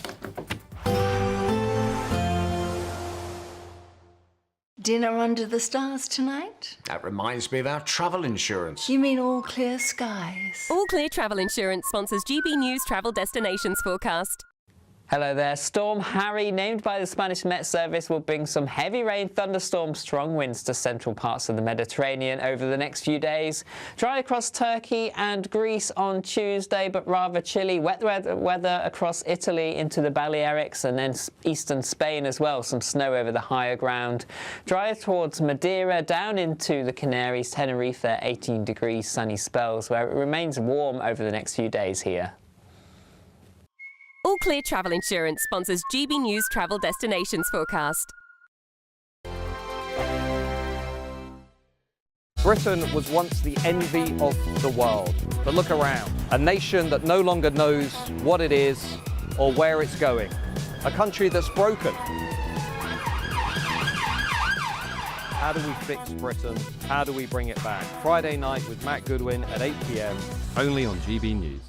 No matter the state it's in, this is our nation. Join me, Jacob Rees-Mogg, for a genuine, honest discussion on where we have been, where we are going, and where we are with the people who set the direction. Tune in to State of the Nation every Monday to Thursday, 8 to 9 o'clock, only on GB News. This is GB News, Britain's news channel. Christianity is on the rise in Britain, with the younger generation said to be the driving force. It's great, isn't it? In an effort to preserve the UK's cultural and religious heritage. New polling by a Tier Fund also found that 45% of British adults are planning to attend church this Christmas, which is a sharp rise from recent years. But what other factors might be driving this renewal in faith? Joining me now is the wonderful parliamentary sketch writer, Quentin Lett. Quentin, really good to see you. Thank you for coming on. A brilliant piece in today's Daily Mail. Read every word of it, found myself nodding along. Tell me more about what you've written, why you've written it, and what's happening with Christianity in this country. Well, good afternoon, Dawn. I would start with that poll that you've just been mentioning. And it said that 45% of adults are intending to go to, this is what it found, 45% of adults intending to go to a service at church this Christmas. But a more interesting part of that poll is that when you look at the younger people, Gen Z, 60% of them are intending, and it's many fewer. It's half the number for us baby boomers and the silent generation who are older than us. So that suggests, does it not, that something is stirring in the pews? And there was some prize in some senior church circles recently when Tommy Robinson, a right-wing politician, organised a carol service in Whitehall. Some of the bishops got very twitchy about this, but it does seem anecdotally that a lot of this growth in the church going is, as you mentioned earlier, young men, but also perfectly possible that quite a lot of them are right-wing. Now, this is presenting the Church of England, which in recent years has started to look a little bit like the Liberal Democrat Party at prayer. GB News, the People's Channel. Britain deserves a newsroom that puts the facts and your voice first. Well, and that's what you get on GB News. Lively debates, lively conversation. And we're not afraid to hold power to account.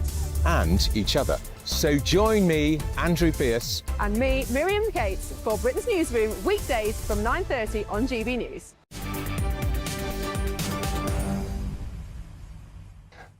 Welcome back. Time is 5:48. Now, the actor Steve Coogan, yeah, that's him of Alan Partridge fame. Aha! He's come out swinging against Reform UK, calling Nigel Farage a racist clown as he continues adding MPs to his party. Now, Coogan's remarks came after Robert Jenrick and now Andrew Rosendale have defected to Reform UK in these past few days, causing instability for the Tories.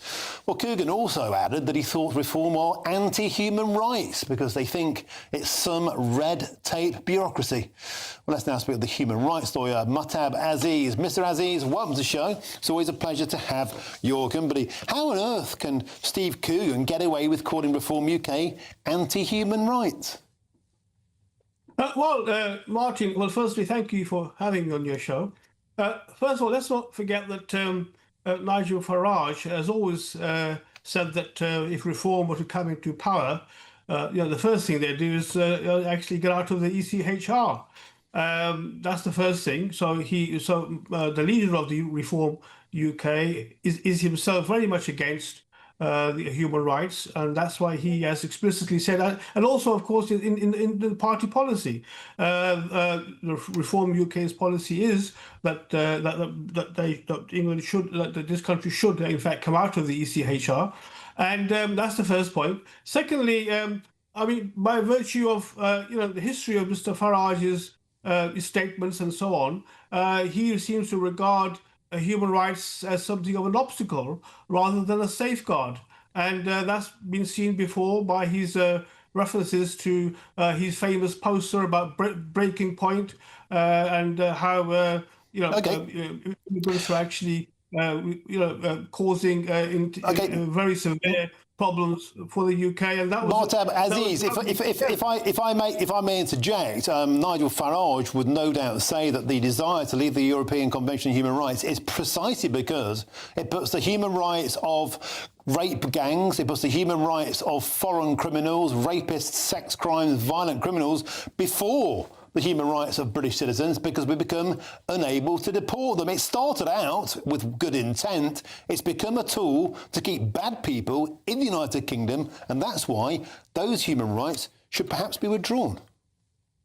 Well, he famously referred to the ECHR as the criminal charter. And unfortunately, what has actually happened is that a few cases which, in fact, support his argument are highlighted and sort of put forward as if they are, in fact, the major issue, whereas they're not. The majority of people that actually come under the ECHR are actually genuinely people whose human rights are abused and they need to be protected. Mr. Aziz, can I ask you a question? Do you believe that the human rights of foreign rapists should come before the human rights of British citizens? Because at the moment, under the ECHR, they do. We have to take each case individually, and of course, if a rapist is a convicted rapist, if he does have certain human rights, and of course he's being punished, he's in jail. If he has any further rights which he wishes to assert, then he should have every right to do so. Why? Why should a foreign rapist have any human rights? As in, they should be deported to their own country immediately. Most sane-thinking people believe that.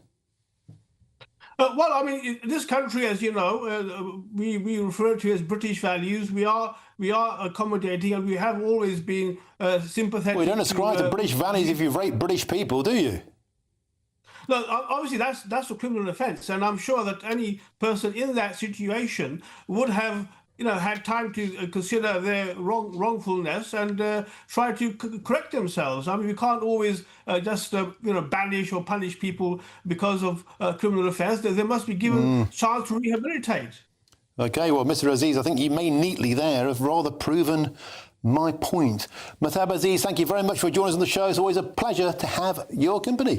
Now, up next, it's the queen of primetime debate, the one, the only Michelle Dewberry. Here she is, the queen herself. Dubes, what's on your menu? Hello, Martin. Great programme as always. Today is Blue Monday, and don't you worry, we'll cheer you up because we will get through all of the ridiculousness together. Alongside me on the show tonight, I've got Layla Cunningham and Jonathan Hinder, and boy, oh boy, have we got a lot that we need to discuss. So grab yourself a cuppa or something stronger, and we shall see you in just a few minutes. And if you're wondering what's on the agenda, what isn't, quite frankly, this world is going crazy. Let's see whether or not we can make some sense of it. See you in a second.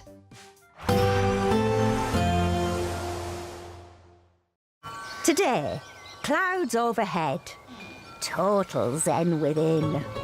Boxed Solar sponsors the weather on GB News.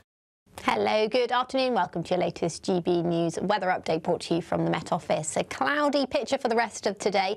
Rain will move into more northern areas, and with lots of cloud around, that will make for a relatively mild night. We've got southerly winds, so that means this weather front is quite slow moving. So it will take a while to push away out of these western areas. So further outbreaks of rain to come for parts of Wales, southwest England, but it will gradually push into parts of northern England and Scotland, as well as Northern Ireland overnight. And that will bring us relatively short period of drier weather to more central areas. Quite a lot of cloud around, but the winds are starting to strengthen overnight tonight, so that means it's going to be pretty much frost-free away from the far north of Scotland to start the day. Some brightness out there to start Tuesday, but it's not going to last all that long across western areas. As I said, we've got strong winds moving in to parts of Devon, Cornwall, as well as West Wales, where we have a wind warning in force. 65-mile-per-hour gusts are possible here. Further north, not as windy, fairly breezy still, but there will be more in the way of brighter weather, particularly across eastern areas. Still a few showers across more northwestern areas of Scotland, as well as the far north as well. But